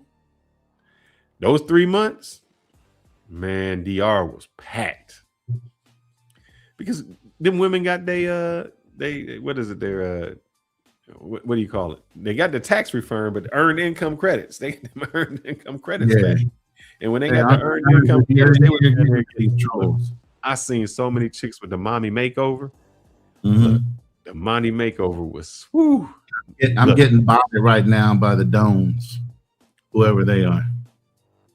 The number, whatever. Passport bros are done. It's all right. So anyway, I hit the link. Hit the link if you guys want to come up and chat it up a little bit about your. I'm gonna stay on for about another half an hour. Farewell to Spirit Airlines. You're more than welcome to hit the link and come up and let us know how you feel about your lost airline. It's not my lost airline, but I have flown on Spirit, and I feel bad for the people that usually use Spirit. And just to let you guys know who are photobombing or bombing me to death, I didn't mentor Austin. That was Fearless over here. My don't bomb me. Oh no, go ahead and bomb me. Oh, yeah, go bomb Fearless. He's the one that actually mentored Austin. I have never met the man. Yeah, Floyd, I have counseled Floyd in telling him he needed to change his ways. I've never condoned what Floyd does. But anyway, I don't mind you guys coming up and blowing up my numbers, but at the end of the day, YouTube will just readjust them. You're not hurting me at all. But I appreciate that. Go ahead. I appreciate it. Give me some more exposure by putting my numbers up there so other people can find my channel. I appreciate you. Thank you. All right. Like I said, the channel is open for a little while here, and then Fearless is going to step off, and depending on how much interest we get, I'll keep it open for a little bit longer. But at the end of the day, I need you guys to hit the like button, subscribe to the channels. Okay, that's the minimum we ask of you. The minimum. Okay, so they can watch all they want, man. I have a top secret clearance. I'm good. To sum up what I'm saying, Spirit Airlines did not create the budget travel to these other places or the passport bros and things like that. Technology did. With the advent of technology, it changed the entire game. Where people who were afraid to travel prior to, because it was just difficult, because before you would maybe need a travel agent. I remember when my trips were going there, I needed a travel agent. You had to have a travel agent. Yeah. So this really opened the doors for people who I think love the Thai. I don't think he liked the you love the Thai women, but I think it's the Filipinas. But I think if you don't know, that's the flag behind me, the Filipino flag. Understand what countries we're in when you're botting us. All right. So I think if the brothers would have done it, I wish that they would have gone to these other places and seen opportunities that normally that we didn't really have an opportunity to see, to be exposed to travel. I will say that I loved Spirit Airlines because it allowed me to go to places that I would have never, like, I'm not going there, because there was just no reason to go there. But it was like, you know what? I've never been to the Mall of America in Minneapolis. Oh, that's going to cost me $39. I'll try it. For $39 in a backpack, I can try that. For $500, I'm not going there to a place I wouldn't do. And it gave a lot of people the opportunity to see places they would not normally see. I remember when I was the wife wanted to go to New Orleans. And I was like, hey, it's a cheap flight. We can go down there, eat some great food. So did you go to Emeralds? I thought it was overrated. I was really upset because I had waited to go to Emeralds for so many years, man. And I finally got to go, and I was really upset. I talked to some people that I think Lafayette is supposed to have better food than New Orleans. What they say. Damn, the gas stations got better food. What you mean?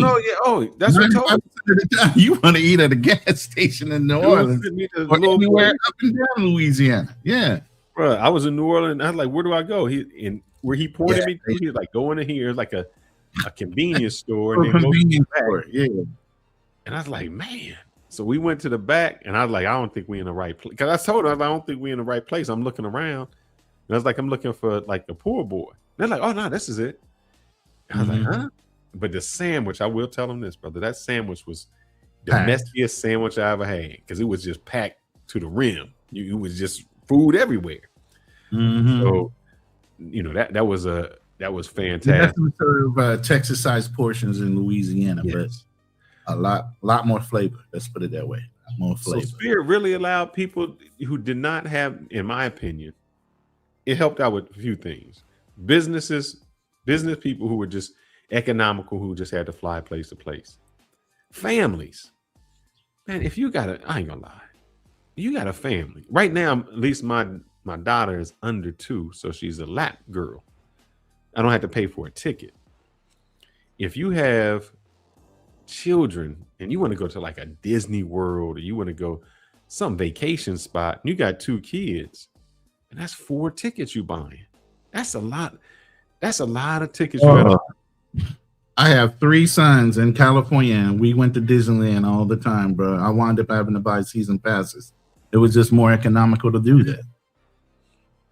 So, I feel sorry for the families, because I would see families there, little kids with their little tiny suitcase, they get to go.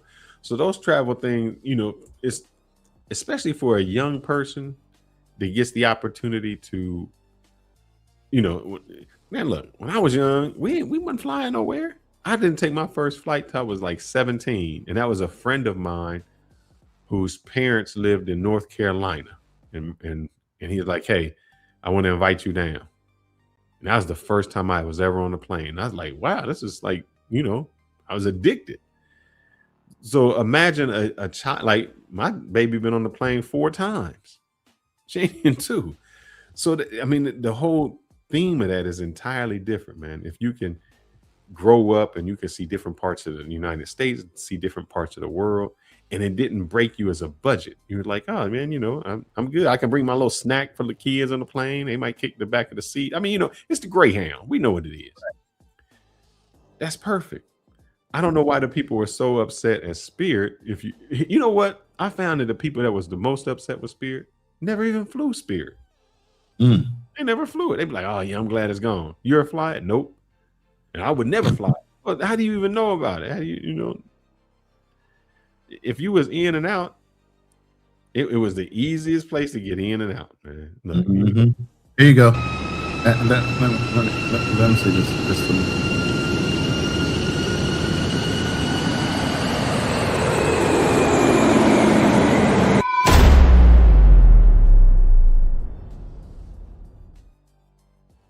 Oh, you should play your whole video. Let them see the whole video. Then you're gonna see that on the close, man. They got to stay for the world premiere of the exit video. So why? So my question is, if you were not a Spirit flyer, why not? No, because I was just already involved with Southwest all my life, damn near. I've been flying all over the country, right along with flying out of the country. That, by the time Spirit came around, even it was 30 years ago, I was already involved in the Midwest. Specifically, the hub was, it started off Braniff Airlines. If you remember Braniff. Braniff went out of business, and they were hubbed out of Houston as well, or out of Texas. And then Southwest was the next biggest thing out of Kansas that was a reliable, reasonably priced airline without going through American or something like that. So it was always Southwest. And then I had some friends of mine that actually, she was an airline stewardess for almost 30 years with American. So they put me on the budget travel thing like you. And I was able to get discounted flights with American Airline if I couldn't get somewhere with Southwest. So my question is to whoever wants to come up, how did technology change your travel? Meaning, did you travel before, and I say travel, I'm not talking about within the United States. Did you really take international travel prior to the Google Translates, the Airbnbs, the Ubers, things like that? Were you traveling prior to all of that, prior to the smartphones? Second, have you ever taken Spirit? If so, what's your good and bad on the Spirit? Now, I did have a bad one. I forgot. God damn. Which one? Oh man, on Spirit. When you fly on Spirit, the only flight that would come out of Santiago, it was 6 a.m. Maybe no, I'm sorry. That flight left at like 3 a.m. You would get there, so you'd be at the airport at midnight. I remember getting to the airport, and they were like, "There is no flight."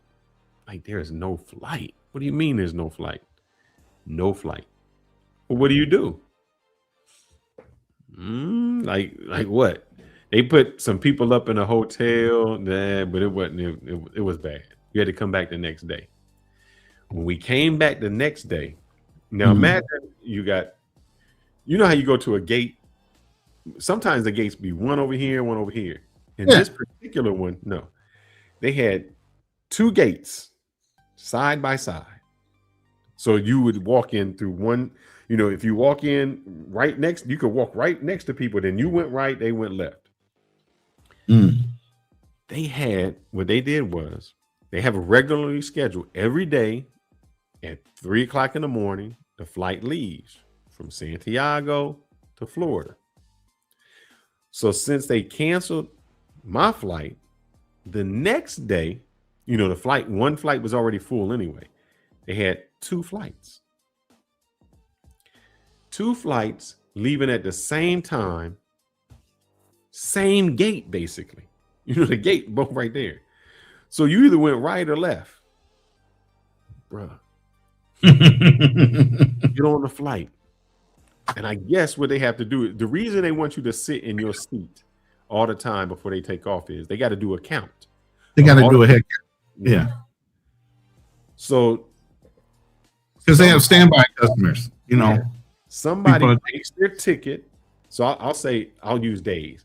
Somebody takes the ticket that was flying on Wednesday, and they get on my flight that was supposed to leave on Tuesday, but now it is leaving Tuesday. They on the wrong flight. They just sitting there. They keep counting. They done counted 10 times, man. I was like, the count ain't changed. They messed it up with the wrong. So now we're already a day late. They doing a new count because the whole damn thing and do it all over again and scan everybody's passes. Yep. Because the asshole don't want to speak up. They didn't. I don't think they even knew, because what they say over there was ignorance on their part. This is the flight from Santiago to Fort Lauderdale. My ticket say I'm on a flight from, you know, that flight.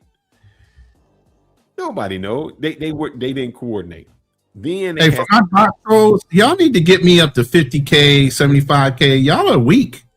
I mean, I've been botted before where I had those 50, 55, 70,000 freaking people on my live. What's wrong with y'all at 15, 17K holding? Come on now. Work harder. Go ahead. So then the flight, I think I made a video about this. Then the flight was delayed. I'm going to see in the meantime if I can find my video. The flight was then delayed. We just never got out of there, man. So that means, you know, you missed the connecting flight. That was the worst. That was the worst, man. Just no coordination. And I will say this. I do not know. Like I said, I was in DR and I had to fly back early. So I flew back with American. And I will say, man, I don't know if it's the pay. I don't, you know, it's like if you go to McDonald's and then you go to a steak place. And you're like, well, man, if I go to McDonald's, I expect my customer, you know, I expect them to not be the best customer service, because that's what it is. It is what it is. But it was night and day, man. Getting on the American Airlines flight compared to the Spirit flight. I mean, even the stewardess is like happy to be there. I've been on Spirit flights, so they look like they mad that they there. There's just, they just angry. Let me see if I can. Real quick, it's Jay Clyde. All airlines pretty much flying Airbus or Boeing.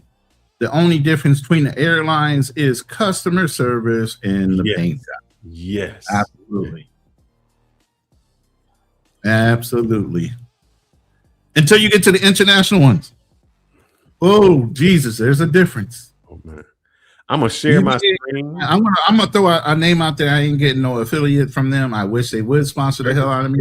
EVA Airline is the bomb, man. Even on the economy plus seats, which is a seat behind the business class, man. Great flight.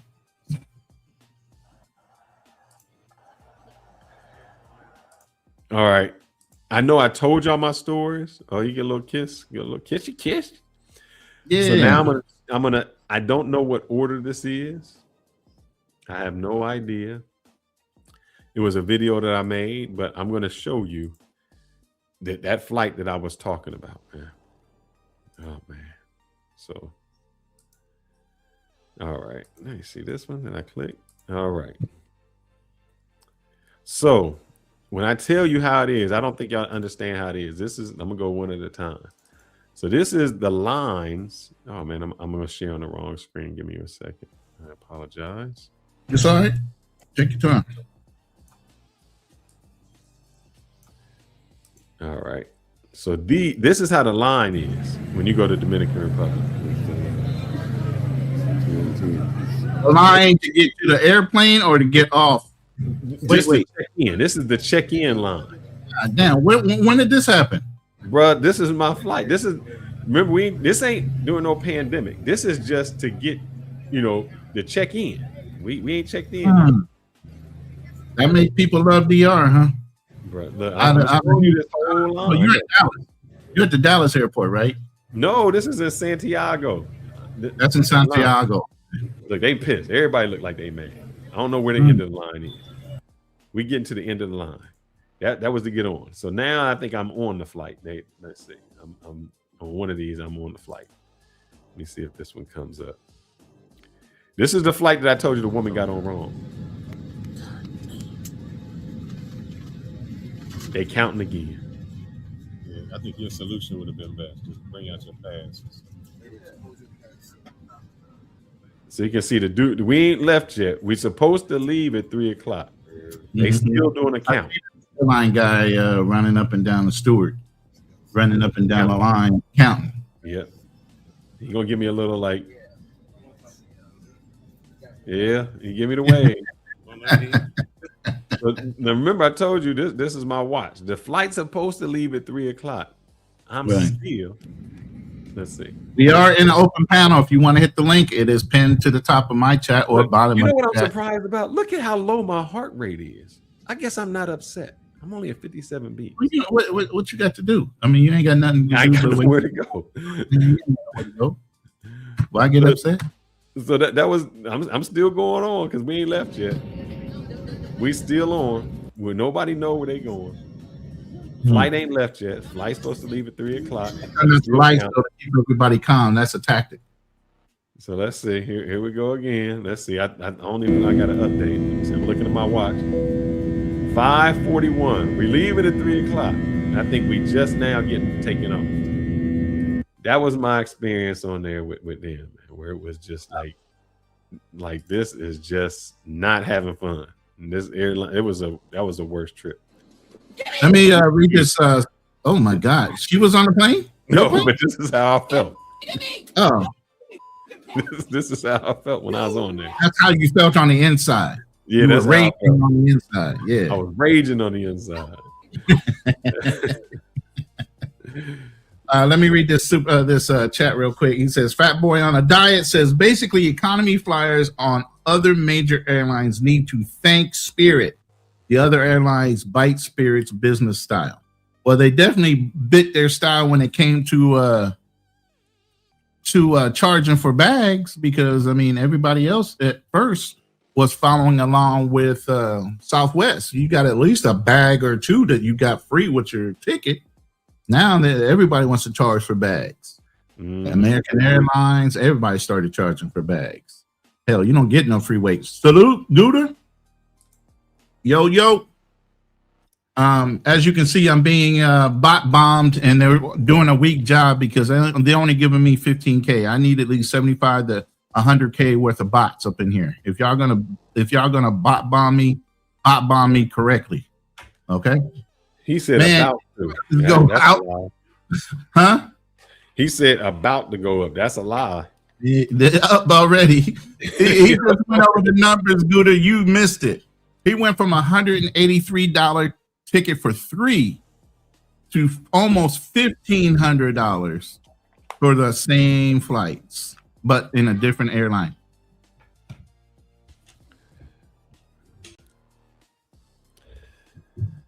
Yeah, my lady's running around with her family today.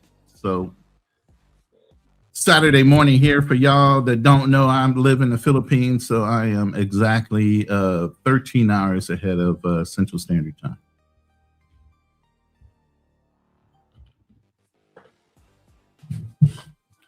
But anyway, it doesn't look like anybody's going to join, and we're at an hour and almost 40 minutes. I'm going to go ahead and do this world premiere of our outro video. It is the version of what the media considers a pookie versus what the media considers a passport bro. This is a media generated image of what, based on what media reports are, what a passport bro is. And if you zoom in and freeze the frame, there's actually a bio over here that describes what a passport bro is by media standards. Okay. And then this one is the media driven pookie character, and the whole image behind what a pookie is coming out of America. All right, with that, we're going to go ahead and close it out. Fearless, you got your famous phrase you want to use? I think you got Drew up there. Yeah, you got Drew. Oh, Drew, last minute. Coming to save the day. What's up, Drew? I went last minute, man. I've been back here like 5 minutes, man. No, don't even give me like that. I've been looking at the bottom of that chat, bro. I just said I've been seeing your girl come in and kiss you and rub your head and everything, man. Rub your bag. Hey, don't be hating now. It's all love, brother. Yeah. So what's going on, man? Well, you were a loyal Spirit rider like Fearless over there with his gold card, platinum card, Spirit miles that he'll never get to use and trade in now? No, I wouldn't say I'm a loyal Spirit rider, but I have flown Spirit one time.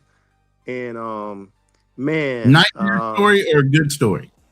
It was good, but I was just shocked at the crowd that was on the flight, but it made sense because I had to go from Vegas to Los Angeles. I had to go pick up my car, and then once they come off the boat, Southwest is more. So when you go to it's like, man, let me go ahead and get this cheap ticket just to fly down to Los Angeles, or I had to go to Long Beach to get my car. Anyways, man, it was so many strippers on that plane. And I was like, I can imagine you flying from Vegas. Yeah, I said, this is how they travel. Yep. So the girls travel, they catch that cheap Spirit flight here to Vegas, a little bit of carry-on, come up here, make their money, and they fly back. And I was like, oh, this is how they've been moving around. I always thought they drove, but no, these girls fly up here on Spirit. But do you know how many thongs you can put in a backpack? I mean, Bruh, let me tell you. You're stupid for that one. Man, you can bring that in on a brown paper bag on the plane. Yeah, because you figure what they're doing is they live in Vegas, right? I mean, they live in Los Angeles. Yep. So you figure they live in Los Angeles, they enjoy the Los Angeles, and they probably fly out there for a Friday, weekend, Saturday, a holiday. Friday, yep. Work at the local club, strip club, make their money, bag of money, and pay for a cheap flight home. Yep. That's exactly how I was feeling. And you figure you can do that if it's you got that. It's only costing you $39. Man, that's easy. And you about to make a couple thousand. Yeah, it's a no brainer. Yep, no brainer on your time, everything. And so it's going to hurt some people who fly like that, who are just like, I don't. And that's what I was saying. I understand if you're like, man, I got all of these bags I gotta bring. But if you just bring in a backpack and some high heels, you good to go. You just need to get there. So those are the people that it hurts. And then I seen some families. And like I said, what I liked about Spirit was it allowed me to travel to places that I would normally not go. Just because I was like, do I really want to go there? Like, what's there? Like, I always wanted to see like New Mexico or the Southwest. And if I'm gonna pay $500, I'm like, yeah, I don't need to see it that much. But if I'm paying, $50, $60, that's cheaper than the gas money to get there. I'm like, oh, I'll go. And let me see what it's like. So for, it was easier for families to say, because I'm the only person that drives, when we go out of town, like we're taking a trip. Bots, you guys need to hold the line, man. Y'all dropping off. It's only 100 people up in here. Come on, bots. Give you a job. I need 15 to 75K, man. Get it up there. Of course, Thank you you. should be the only one driving. Yeah, but when you're the only one driving, and you're like, man, this is a 13-hour trip. It can wear on you. Oh yeah. I know. But if you can take a flight for like what it would cost you in gas, and you're like, well, I'll just rent a car when I get there. I'm good. Oh, yeah. It allows you to see places that you like, man, I don't want to go because I got to drive or anything like that. But let me ask you guys this then. Mhm. So, being that they've lost, because I've only seen like one YouTuber say how it's going to impact his content. Do you think it's going to impact anybody else? Like, I guess the amount of content that's coming out from fellas, because I know the one guy I watch, he's a good YouTuber. I like his content, Keenan Lambert, and he would use Spirit, I guess, to move around from New York down into Florida, and Florida to, I don't know how he connected and went into Cuba, but he was talking about it made his trips into Cuba more affordable. Mm-hmm. Because probably the initial flight to get to Florida, because anywhere you go into the Caribbean, that's why a lot of people who live in Florida, they go to DR, or they live in New York and go to DR. It's like super cheap for them. Mm-hmm. So yes, it affects. I think it will affect who travels out there. But not only that, man, the war has affected that, because what the prices you see, before the summer that I was looking at, and now you're like, wow, man, this is expensive to fly. It's If crazy. you guys are gonna bot me, can you at least hit the like button? Can bots hit the like button? I would love for you guys just to hit the like button. The bots can hit the like button, you be straight, bro. Yeah. I know. Yeah. They already dying off, man. They barely hitting 100. They were at 15K for a minute. They were holding at 15. They still weak. They should have been at 50 to 75. So what channel have you been on they follow you over here? I don't know, man. I've been riding a lot of different panels, man. I've been on all white G channels. I've been on, Charlie Chan's channel, traveling POV's channel. So I've been all over the place, man. But I don't know why. Maybe because I had Passport Bro in the title, they decided to. I don't just based on that title. Hey, let me ask you guys, Ronin. I dropped you that email about the I wanted. Yeah, matter of fact, I think Fearless did a whole video on the child support thing, but I think we might do a live on it as well. But go ahead. Yeah, I was about to say, when I thought about it, reading the article, it sounded like it was going to be harsh, but then I said, oh man, it's only impacting. They said it's only impacting about 2,700 people. And I said, well, and those are the ones that should impact. If they're not paying for their children and they're having fun traveling, I don't think that's right. I'm a father and I paid my child support on time. I never had to be tracked down, hunted, never fell behind like that. I don't think he has the right to go and have fun when you have an obligation that you made. Let's make sure we give equal love, because this is going to impact men and women who pay child support. Yep. So let's not just say it's the guys, but 2,700 out of the millions of Americans. Yeah, y'all need to pay your fair share too. Yeah, but that's federal. I showed that's 100,000. I showed that statewide. Yeah, it's 2,500. Yeah. And you know what? The guys, I was listening to some guys talk about this the other day, and they said, man, the major one that they see it impacting, because he's mentioned it before on his channel, is God, I forget his name. Begin with a P? No, his name is man, he's traveled everywhere. God. Not one of the bigger YouTubers.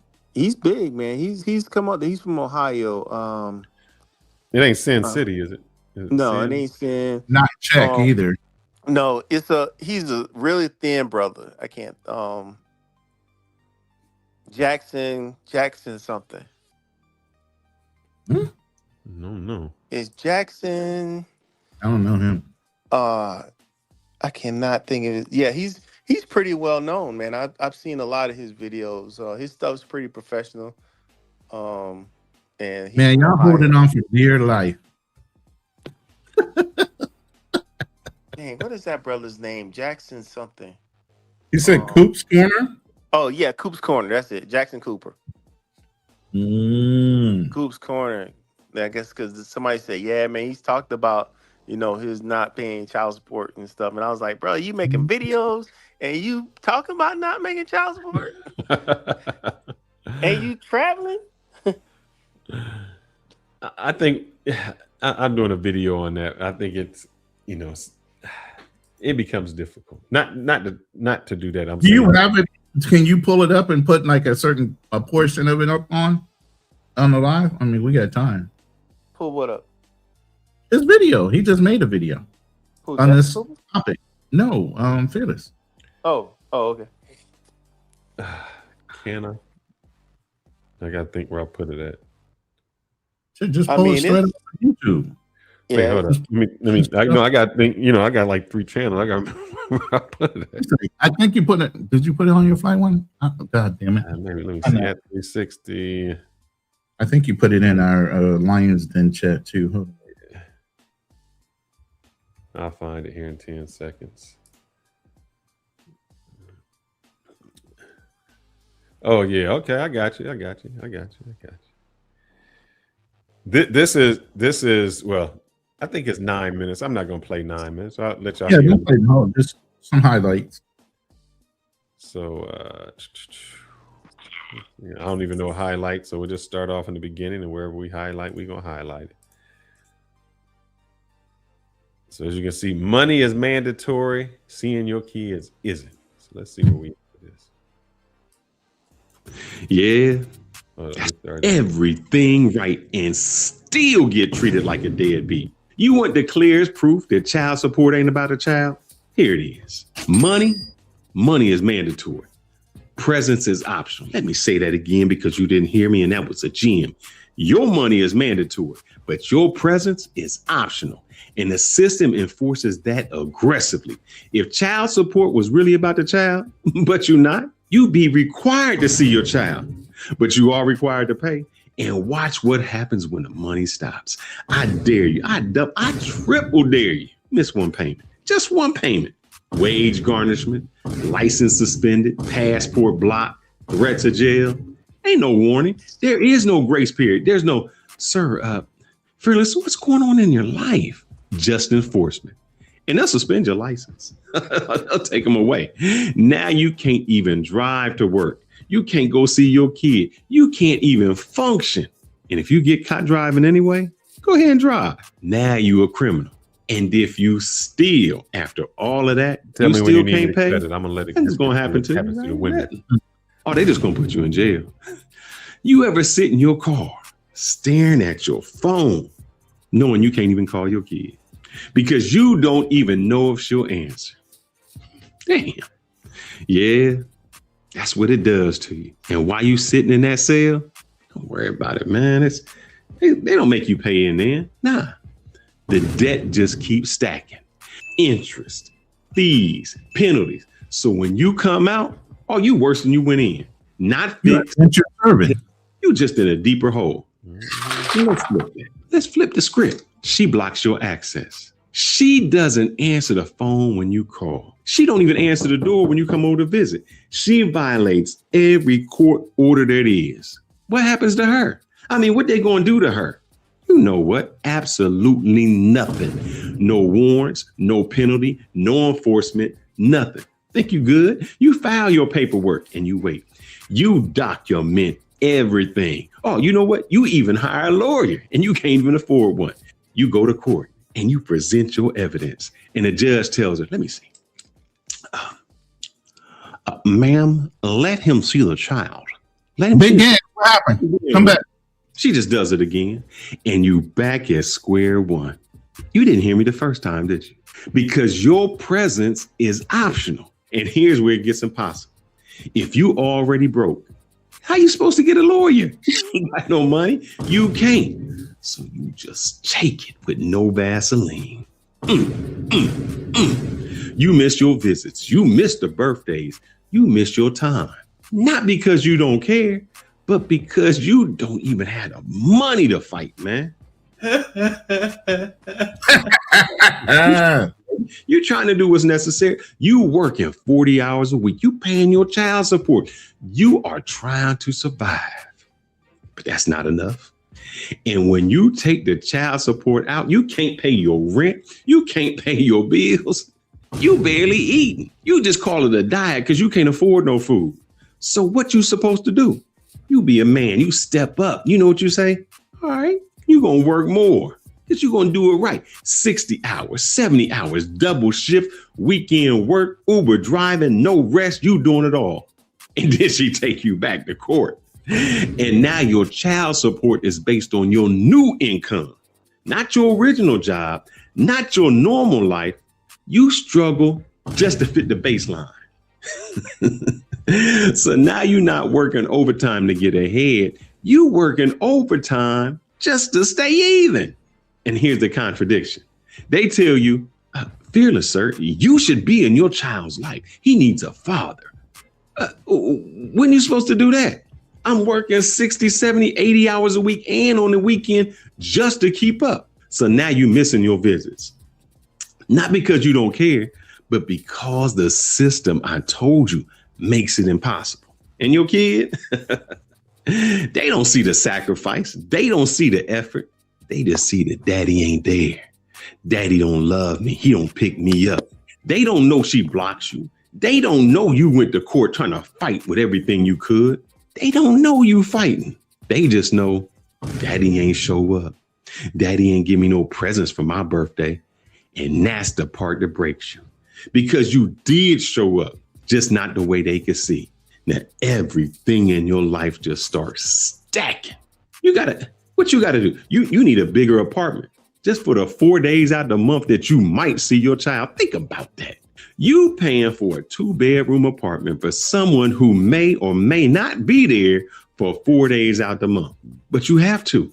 You got to do it. You got to have that extra space and those extra utilities, because if you don't, they'll just tell you, you don't have the adequate space to see your child. And then you lose even more time. So now you paying child support, you paying extra rent, you paying utilities, you paying health insurance.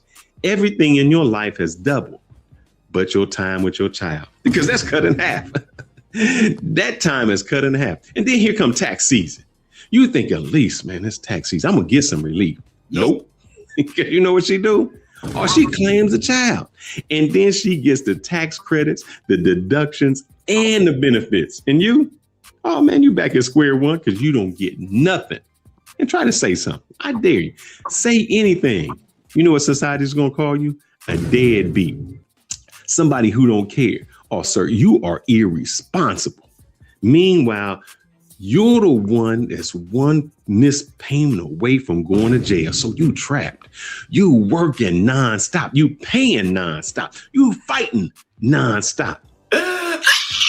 Just to be seen as nothing. And here's what nobody wants to admit. You can do everything right. You can do everything right. You can be perfect. You can work nonstop. You can pay on time. You can show up when you allowed, and you can still lose. Because the system ain't designed for you to win. I keep telling you that. It's designed for you to pay. Because even if you want 50-50 custody, you're a good man. I want to see my kid 50-50. Even if you want to actually be there, she gonna fight you. Not because it's bad for the kid, but because it's bad for her wallet. She gonna fight you tooth and nail. Because if you had a kid half the time and her payment drops, baby, if her payment get cut in half, she ain't gonna let that happen. She gonna object. She gonna delay. She gonna make it as impossible as possible. I ain't gonna keep y'all going, but that's how sometimes it is right there, man. It's the child support system really is not meant for visitations. It's meant for money. And you see your kid. The government gets their fair share of that money too. So yep. But I would tell guys too, I'd recommend big hands, man. If you wanted to come back up, come back up. I don't know why I couldn't bring you on. I brought you up and then you dropped off. Because I used to know this chick that, the baby's father would pay child support, but I guess when they went to court, he asked the judge, he said, hey, when my son is with me for the summer, I want the same. And the judge granted it.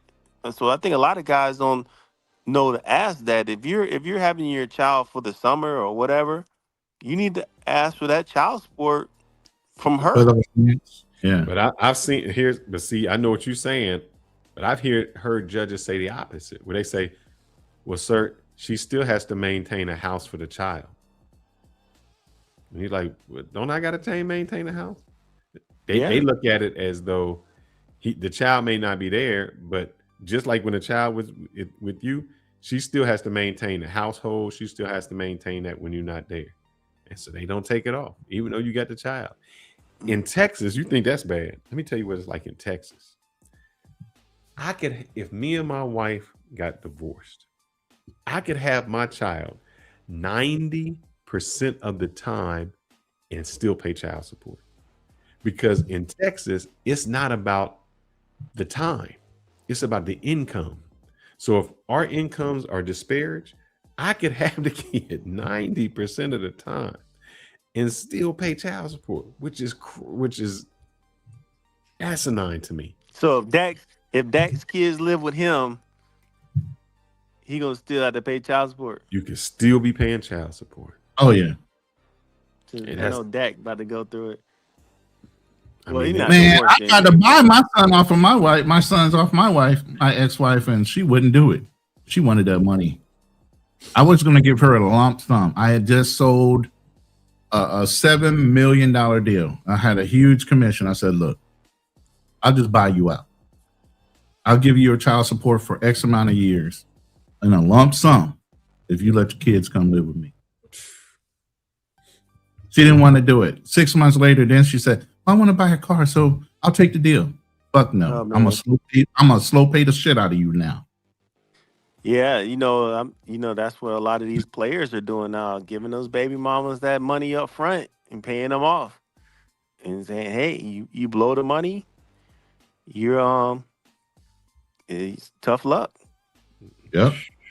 I think that's when you think about it, I wonder why they hadn't been doing that for years. But now, with the internet and the guys talking amongst each other, it made sense when you're a millionaire and you first coming into the league and you got that slip up or that baby mama or whatnot.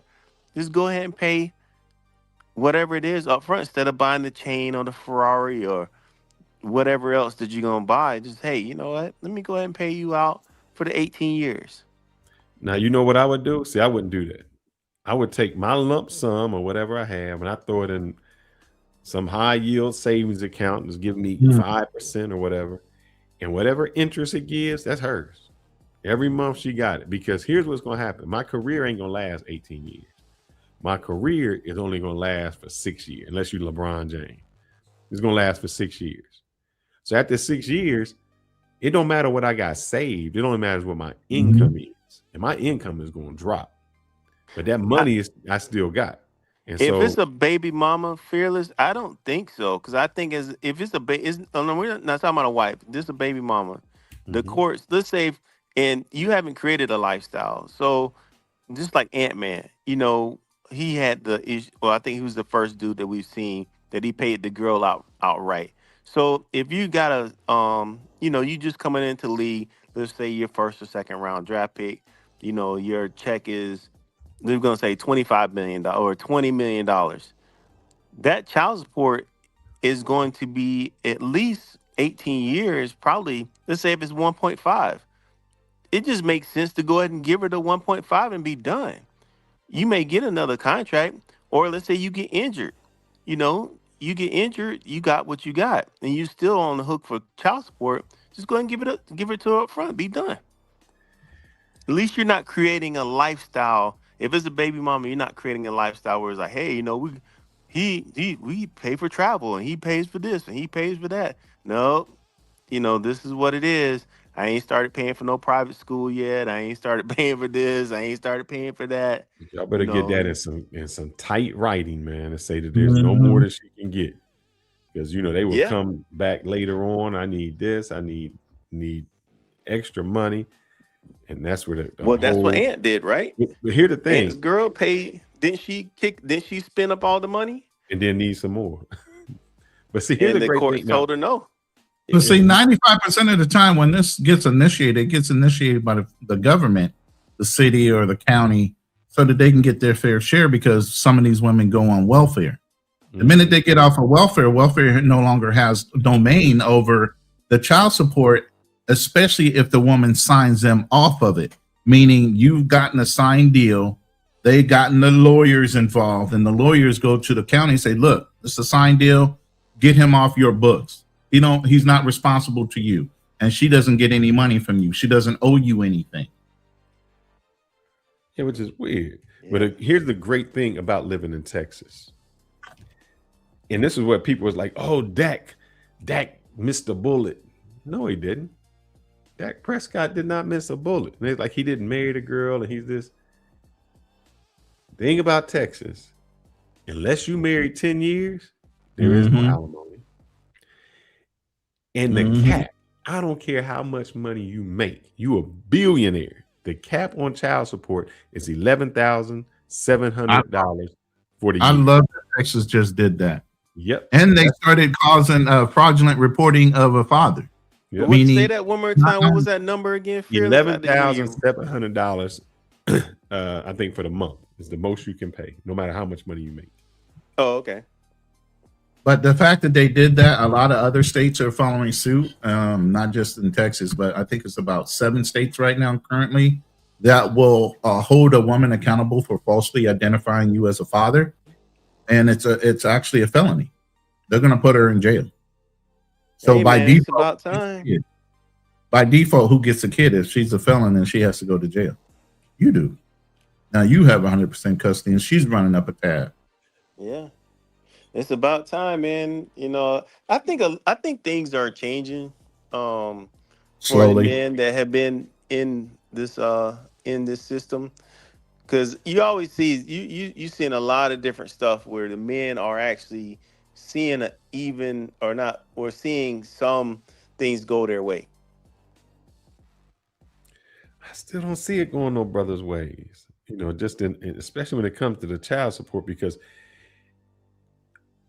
let's just think about something. They automatically say that the woman is the primary custody person.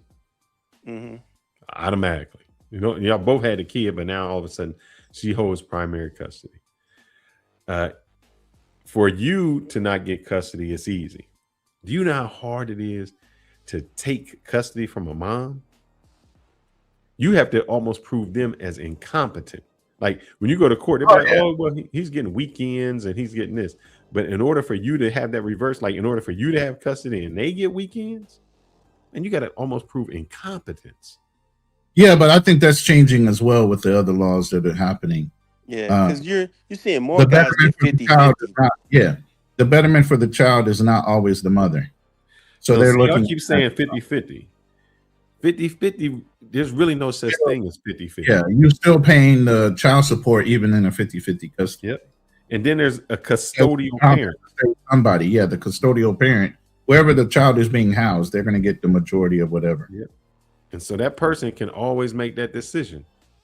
It's like, I'm the custodial parent. I'm get the final decision. So it never comes, I don't want to say never, but it's very difficult for it to come into the man's favor, because even in society, we say that, like, if a dude has custody, like, how you get custody? Like, and I talked to a woman who did not have custody of her child, and it was always like, why don't you got custody of your kid? It's the first thing it's like, why don't you have something wrong? Yeah, well, there's, like you said, there's some. That's why I said whenever we talked about the passport issue, let's make sure that we not just pointing out men, because there's some women out there too. They're just, they, like what Future said, she belongs to the streets, and she gonna belong to the streets. Even with this information, Fearless brought out some good points.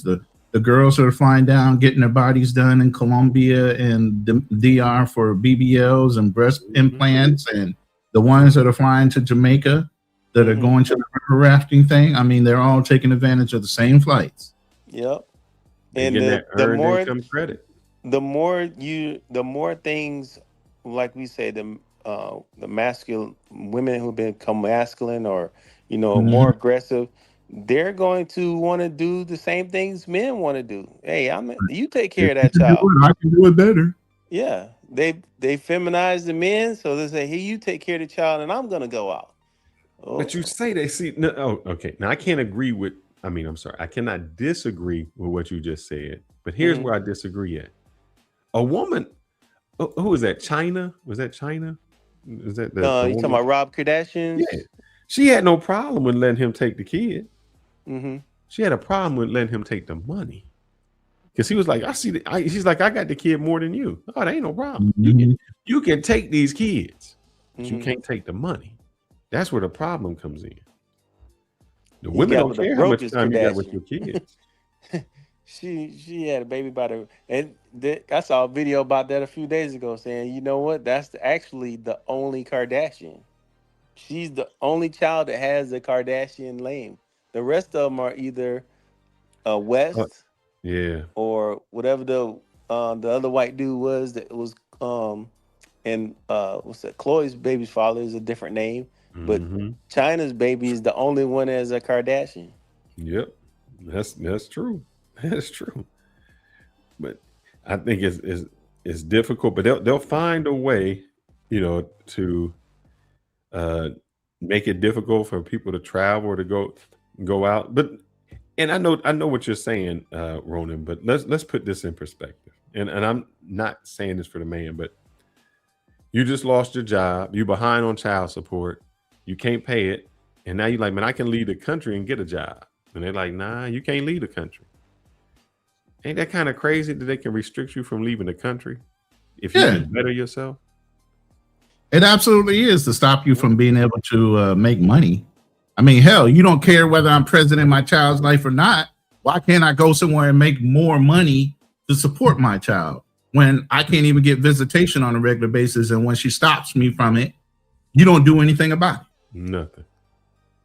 Well, that's the whole, if you really think about it, that's the whole system of not being able to think outside of the box. And like you said, not allow people to make that way that, hey, I could really go out of the country and make great money, but I have this looming over my head. But man, yeah, it's crazy. Let me tell you another part of that, Drew. Note, oh, go ahead. Oh, and then you can get to your other note. Child support is untaxed for the woman, meaning I can give her all this child support. She don't have to pay taxes on it. For me, I still don't get the write-off on the taxes. So you pay the taxes off your income anyway. What's that? You're paying the tax off your income anyway. Yeah, but so should be able to. Here's the thing. If you're having it directly taken out of your check, it should be tax deferred or taxed already before they get it. So to actually charge the mother tax on the money is double tax, and that's against the law. That's probably why she gets it tax free, because it's already been taxed out of your check. Yeah, you've already paid taxes on it, but you got to also think too, any goods or services that she has to buy are going to be taxed too. So, but anytime somebody gets income, it don't matter if it tax me. Like if I got tax money and then I give some money to Ronin, he got to pay taxes on it. But what I can do in a business part is I can write that off. I can't write off my child support. Yeah. You remember, you guys remember, was it months ago when everybody was all excited about it? And Trump has done this, and I don't think anything's changed. No, it's July 1st. No, it doesn't kick in until July 1st, 2026. Oh, okay. I know what you're talking about. I did a video on it.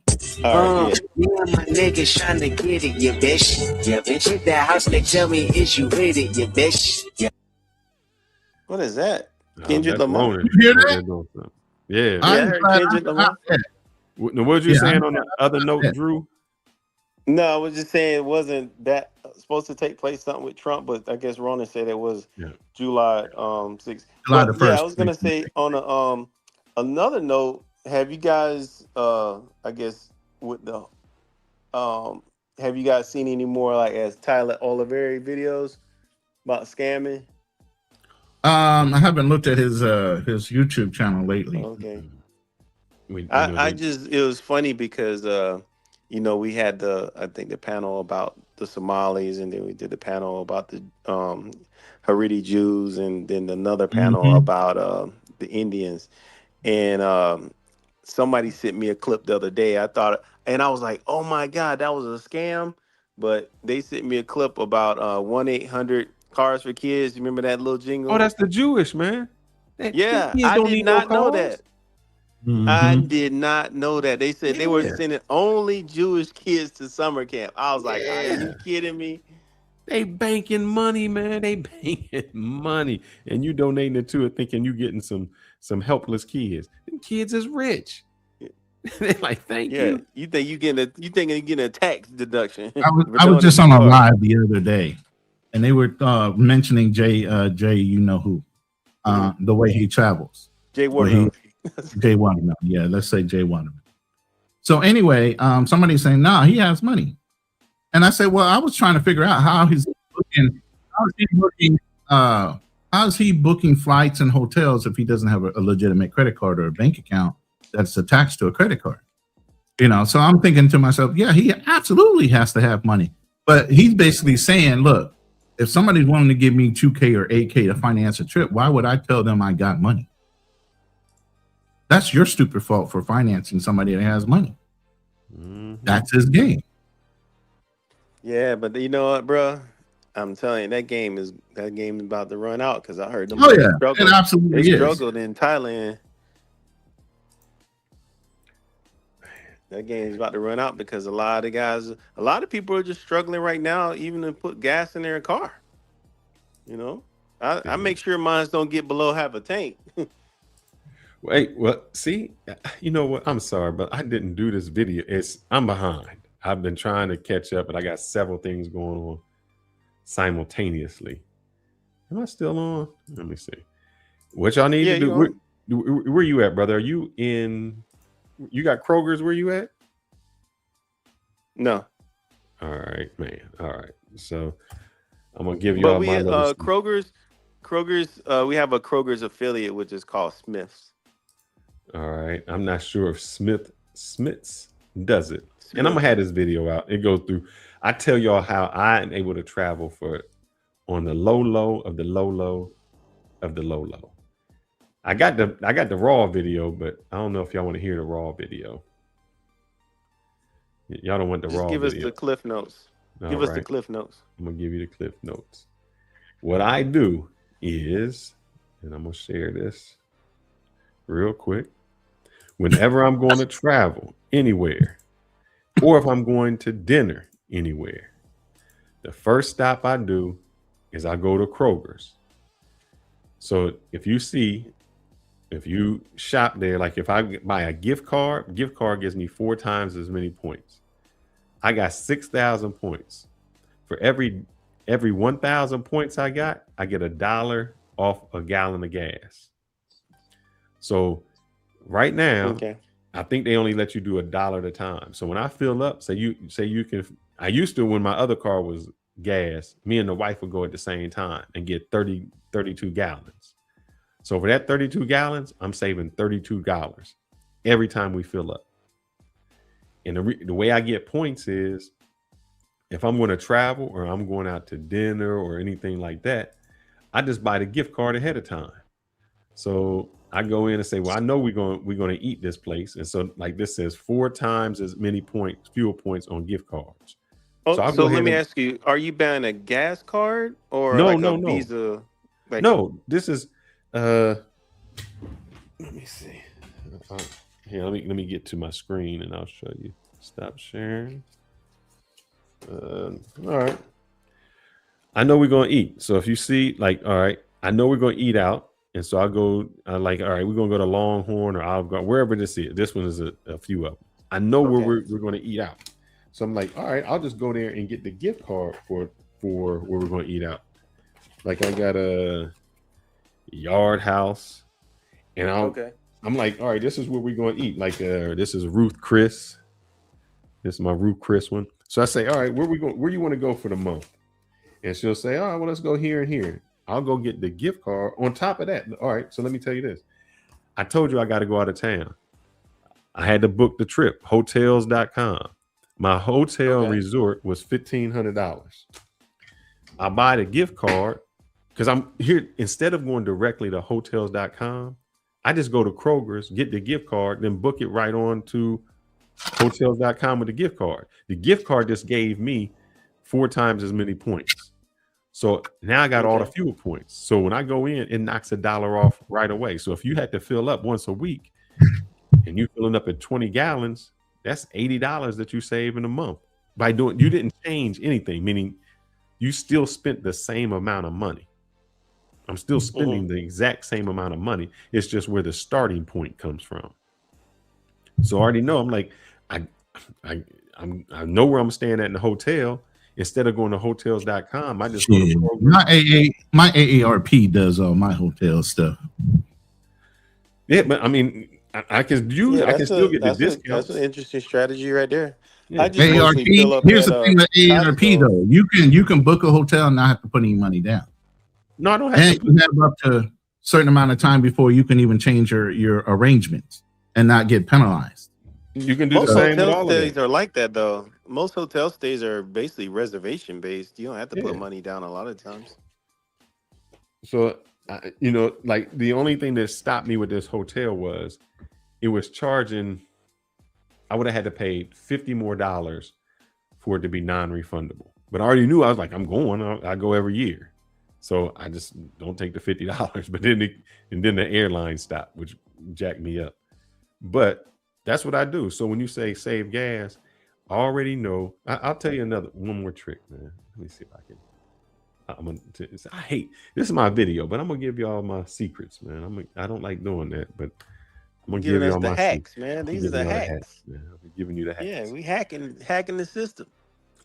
So what I do is I do not, I know the wife. Everybody got the wife, and you got to go somewhere for Mother's Day.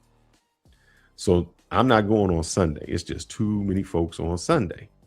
I can't do it. So we're gonna go. Yep. We're going tomorrow, Saturday or Monday, to Fogo de Chao. I bought this card already. So Fogo de Chao, $100 gift card cost me $80. This is a Sam's Club. Already know I'm going there. I got my reservations for tomorrow. I go on to Sam's Club. I buy the card for $80, and I get a $100 gift card. So before I even sat down, I've already saved $20. I ain't sat down there. And all they do is just send it to me electronically. I got it, and that's how we roll. So I do. Man, I got another one for you, bro. What's that? Man, do you have a garage? Yep. How many cars go in that garage? We'll only put one because I always think my wife don't know how to open the doors correctly. But it's a 2-car garage. But is it a 2-car garage?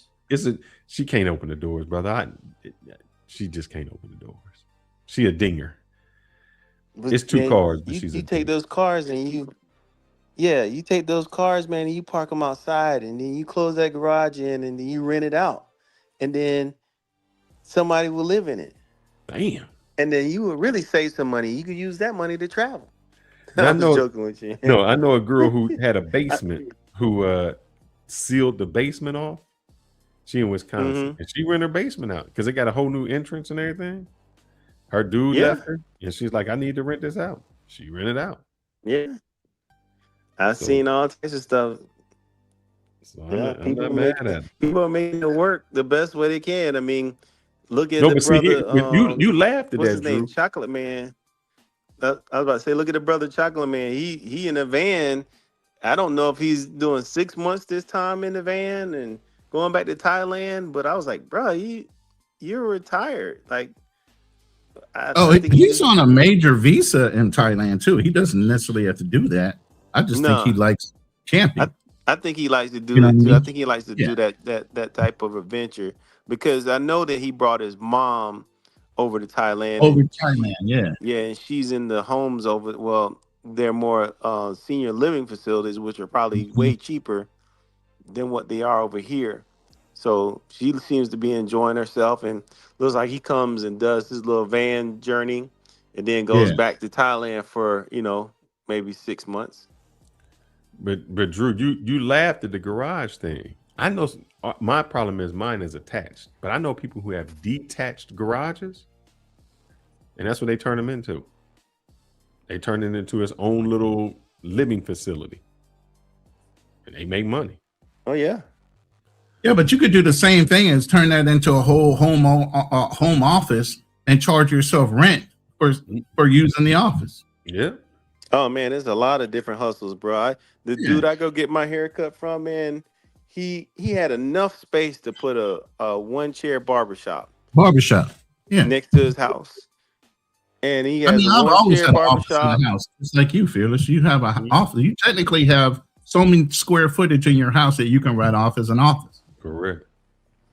And that goes against your taxes. The square footage, the uses of the electricity, all that. Mm-hmm. Exactly. Yeah, if you know how to really work it, you can definitely get Hold on, I pulled something down for y'all. I'm gonna show y'all one more of my hacks. Hold on. 2.5 hours, and y'all are really interested in all of us buying Spirit This is Airlines. what I was talking about. I made a website. It's called letsbuyspirit.com. Register your intent. I won't take any money. We're not going to use the Venmo anymore. That was kind of a joke. And we're going to try and, I guess, buy Spirit Airlines. Let's do this. You, me, I'm kind of autistic. 2.5 hours. 2.5.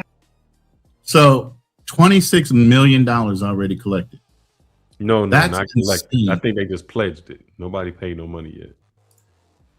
They're just people that said this is what they would. Yeah, but you know what? It makes it look sketchy. Is that average donation amount 666? Bro, come on, bro. I mean, that if you makes really think about sketchy. it, when I saw 20 million, I was like, that may cover 2 months of fuel. JP8 fueling. I mean, Right. Well, they said they needed 1.7 billion. That was the end goal. And then here's the other one that's been going around on TikTok and some other places. I put a message in the back chat for the two of you guys too. If you're looking for travel comparisons and stuff, site. I'll have to look at that one. Passport bros can't afford it, man. They can't. That would be, them brothers would be on there like, can I get a discount? They'd be trying to bring chicks on there, be messing with the airline stewardess. Yeah, I'm an owner. I'm a 0.025% owner of this damn airline. I need special consideration, bro. Come on, stop. But you know what? Salute the Spirit, man, because for the issues they dealt with, and I think I really think a lot of issues come from open seating and not assigned seating. And because I noticed how Southwest has now changed their model, they're now assigned seating, and I think that's where a lot of issues come from. But anyway, salute to them for their safety record. They never had an incident, and Southwest never had a problem whether it's assigned or not assigned because it was based on when you set yourself up for confirming your flight.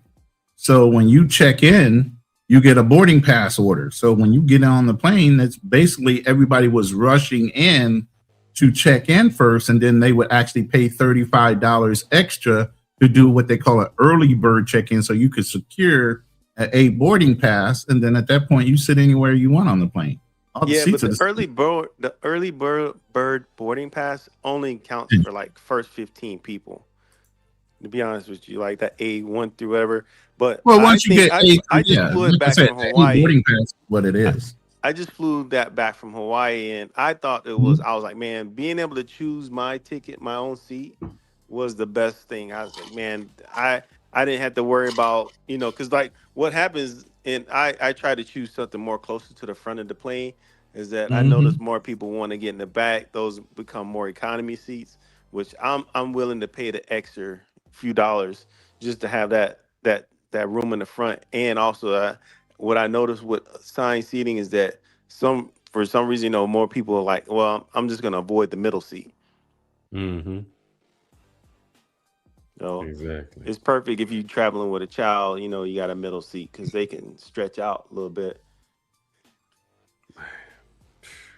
My goodness. But Ronin, man, let me ask you, bro, since I know I think I was listening to you the other night ago. You were saying like, maybe is this like your one year in the Philippines? Yeah, May 6th was my anniversary. That's when I did that live. Okay, and I went over my budget and everything like that, how much I was spending a month and everything. Yeah. That's good, man. I'm glad you made it this far, bro. You seem to be holding it down pretty well. Oh yeah, I'm like I said, I'm not easy. I've always been an introvert anyway. I don't need a lot of attention and need to be in the middle of all that shit.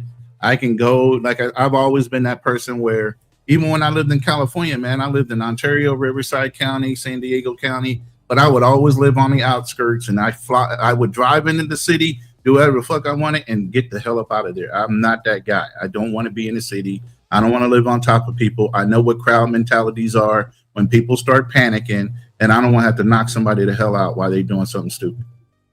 Yeah. So I just stay away from it. So you say, I want to make sure I'm correct. Your intentions are to stay another 2 more years, right? Well, until we can get her visa and everything arranged after we get married. Yeah. Oh, okay. And then I'll be back in Texas. Nice. Buying land, building a house if it's not already built. Yeah. Texas ain't a bad place to be, man. Hey, for a veteran, especially a disabled veteran, hey, I'm set. No taxation in the state at all. No property taxes for your veteran, especially a disabled veteran. You don't pay property tax. Yes. So as a veteran, I really own my land. You can't come and seize it later and say, oh, well, you owe back taxes. Not on me. That's my land. Yeah, that's the best thing. All right, fellas, I'm gonna be heading up out. I gotta. Yeah, I think we're gonna close it down. Nobody else joined, and I think we at end of an era, man. 20 years, cheap flights made possible. $25 to the Miami flights, man, and $60. But you know what, Fearless, you still got. I don't know what's the other cheap one called with an F. Frontier.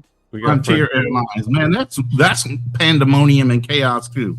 I think about a year ago, before I left, man, Frontier Airlines was going through some shit. Yeah, because they had lines out the block around the block.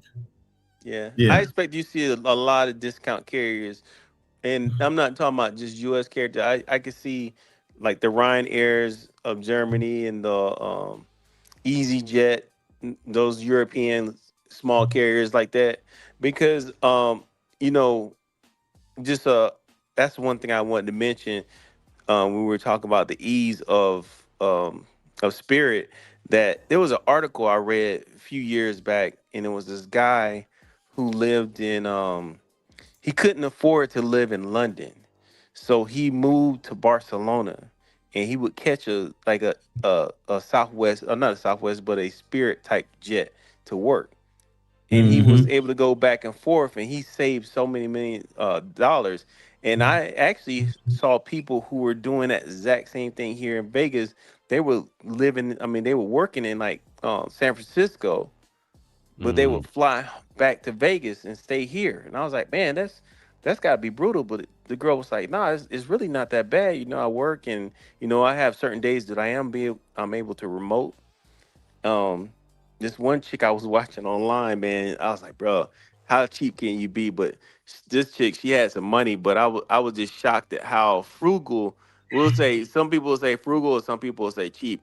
But she was a Centurion Lounge member, and in the Las Vegas airport, and she said she stayed near the airport, and what she would do was she would book a first class ticket. She would go over to the Centurion Lounge, you know, show her ticket, and get food and then cancel. And then cancel. And I was like, what? I said, just to eat? She was like, yeah. She was in the video saying how she did that, and she'd take her she didn't have a car, she'd take a electric scooter over there. I was like, man, come on. And she was rich too. Yeah, frugal people all over the place, especially wealthy ones. And think about the people who live on the cruise lines. You know, people. It's cheaper to live on a cruise line 30 days because you're getting free food, free everything, but you're just paying for a ticket for 30 days. Yeah, I don't know. Is that really cheaper? Yeah, one was paying $3,000 a month. I don't think that's really cheaper in the grand scheme of Some it because you say mortgages. that's $36,000. I mean, you don't own anything. But what you got to understand, you saying that's 36,000, but they're not paying for no food, no electricity, they have no bills, their entertainment, everything is paid for every day. Yeah, I guess if you look by at the it, time you you take it get into to that that account. level of those points, your alcohol drinks become free, you know, because it goes by the number of you travel. So all of that stuff just becomes a comp. Yeah, that actually, now that Then you the said longer that, you're on, actually, and that then the brings longer me- you're on there, you get membership, and Yeah. it grows higher and higher based on how many trips you take. So each one of those ports are going to be a trip for that person. So they're going to wind up becoming a gold or platinum member or whatever it is, and they're going to have all kind of comps for being on that level, you know, and being on. Here, this is just for Drew real quick. For this lady, since he was just saying that. But after that, I'm going to do the world premiere of our exit video, but I'm going to also do the homage, the Pookie and Passport Bro video too. So she's right here. I live on cruises for $2,000 a month. There it is. Wow. And she's saying, yeah. Hey. And there was another one that said 4K. So between 2 and 4K, yeah, you get it. And that's 100% everything covered. Look like she got an internet. Exception of a couple of Benz memorabilia, things like that, over in my daughter's garage back in Georgia. So she just got some things. She traveling. And later, I'll make a video and let you. Like, I only did that one time, and then I got a whole bunch more offers with Royal Caribbean, and that video and how much. So she doing it. Videos that I ever made. But if you can, yeah, I'm wondering what kind of room she's getting though. And yeah, the views and YouTube and all the little side money and hustles and affiliations and sponsorships that she's getting right along with that too. Yeah, it's like that's why she's so goddamn giddy. She getting paid. What kind of? Let's be honest. I wonder what kind of room she's really affording. Is it a room with the balcony and you can see the ocean? Or you know what? As much as she's flying, or I'm sorry, as much as she's on there, you get them upgrades, man. Okay, you know, I've never been on a cruise before. Oh, you really? Okay, well, let me explain how it goes. Like, because I cruise all the time. They go by how your levels go up by the more.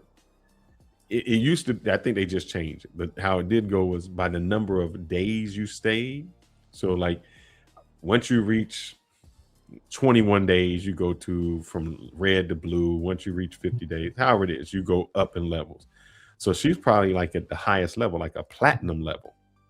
And then they do your laundry for you, you know, all the little perks that you get at that high level.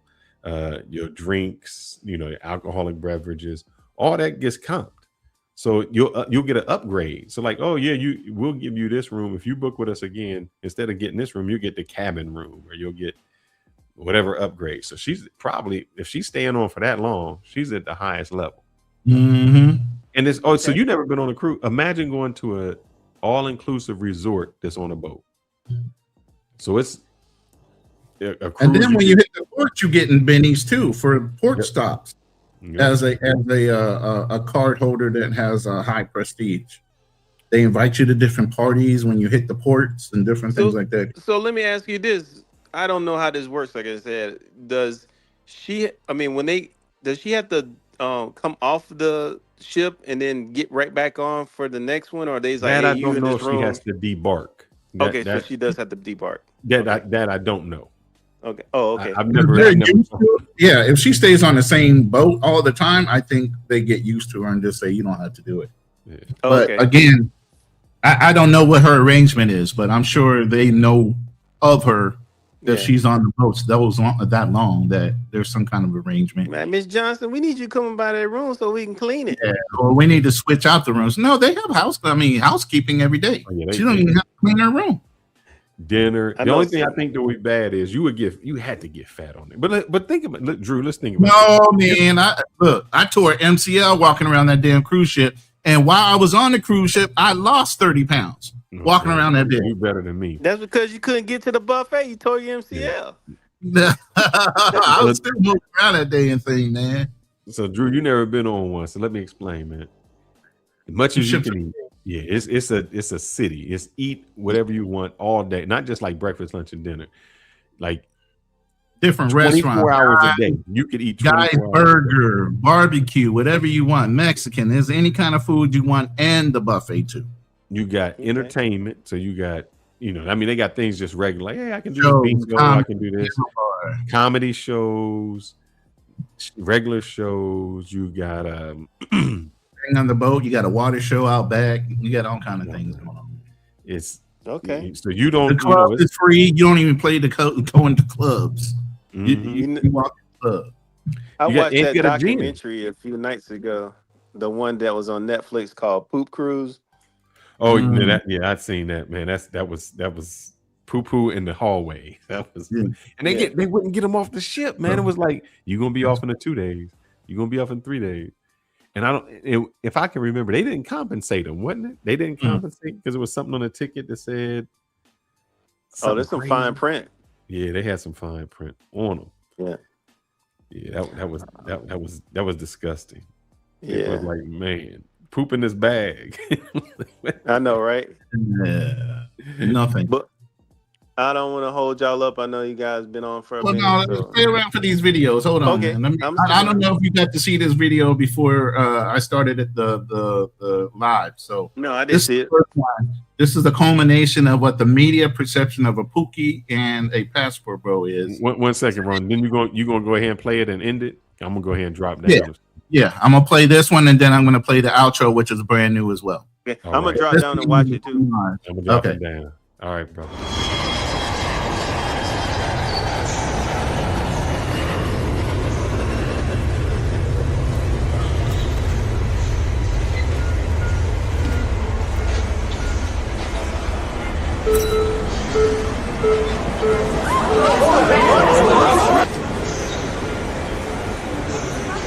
What about my flight?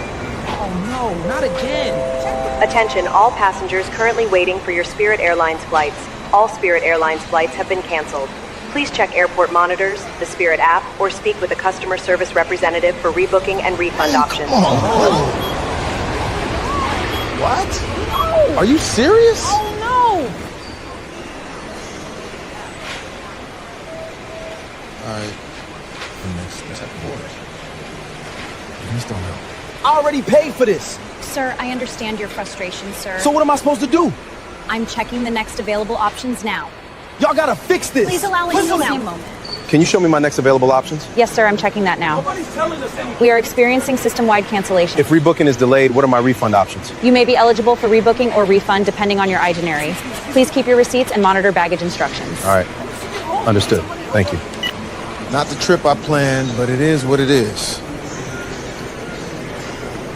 Man, that's messed up. We're gonna go get our luggage. Why? Because our flight was canceled.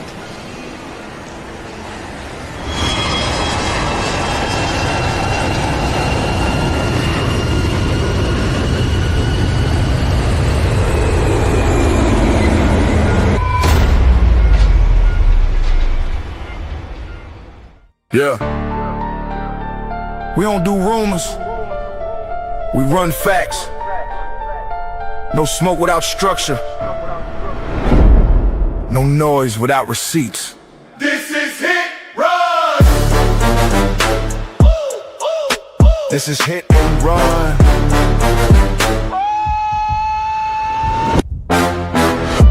I've walked through deserts with boots full of sand. Carry more weight than most men understand. Steel in my spine, cold in my chest. You test what we built, you better come correct. This ain't no gossip, this ain't no show. We don't chase clout, we chase what you owe. Stand on the line, never cross it for fame. We say what we mean and we mean what we claim. Seen men fall when the lights got bright. Seen truth drown in a headline fight. We pull it back, break it down slow. Facts hit harder when the ego go. I've seen too many lies dressed up like kings. Too many weak hands pulling fake strings. So we step in the ring, no mask, no bluff. If it's truth you want, we call it rough. This is hit and run. Stand your ground till the job is done. No retreat, no second guess. We break it down, expose the mess. Hit and run. Hard truth, overloaded guns. Say it straight, we don't sugarcoat none. We hit the facts, then we run. Fearless from the field, learn how to bleed. Fourth quarter pressure is the air we breathe. Helmet crack, ribs taped tight. Still showed up, ready for the fight. Boxing gloves, knuckles scarred. Discipline built in the backyard. Martial code, no cheap shots thrown. We don't bark loud, we hold our own. Marcus listening and I know your grind. Carrying weight on your back and mine. Bills on the table, world on fire. Trying to keep your name clean in the wire. We ain't here to preach or beg, just sharpen the blade and protect your head. Truth ain't loud, it's cold and clear. That's why you tune in when we appear. I've seen men lose what they work to build. Over pride, over ego, over quick, cheap thrill. So we told that line, never sell our name. Legacy heavy, we guard that flame. Yeah, yeah, yeah. This is hit and run. Truth weighs heavy, but we still stand strong. No mask on, no filter tone. If it's wrong, we call it wrong. Hit and run. Built from discipline, sweat and blood. Facts hit harder than a loaded gun. We hit the truth, then we run. No emotion, just evidence.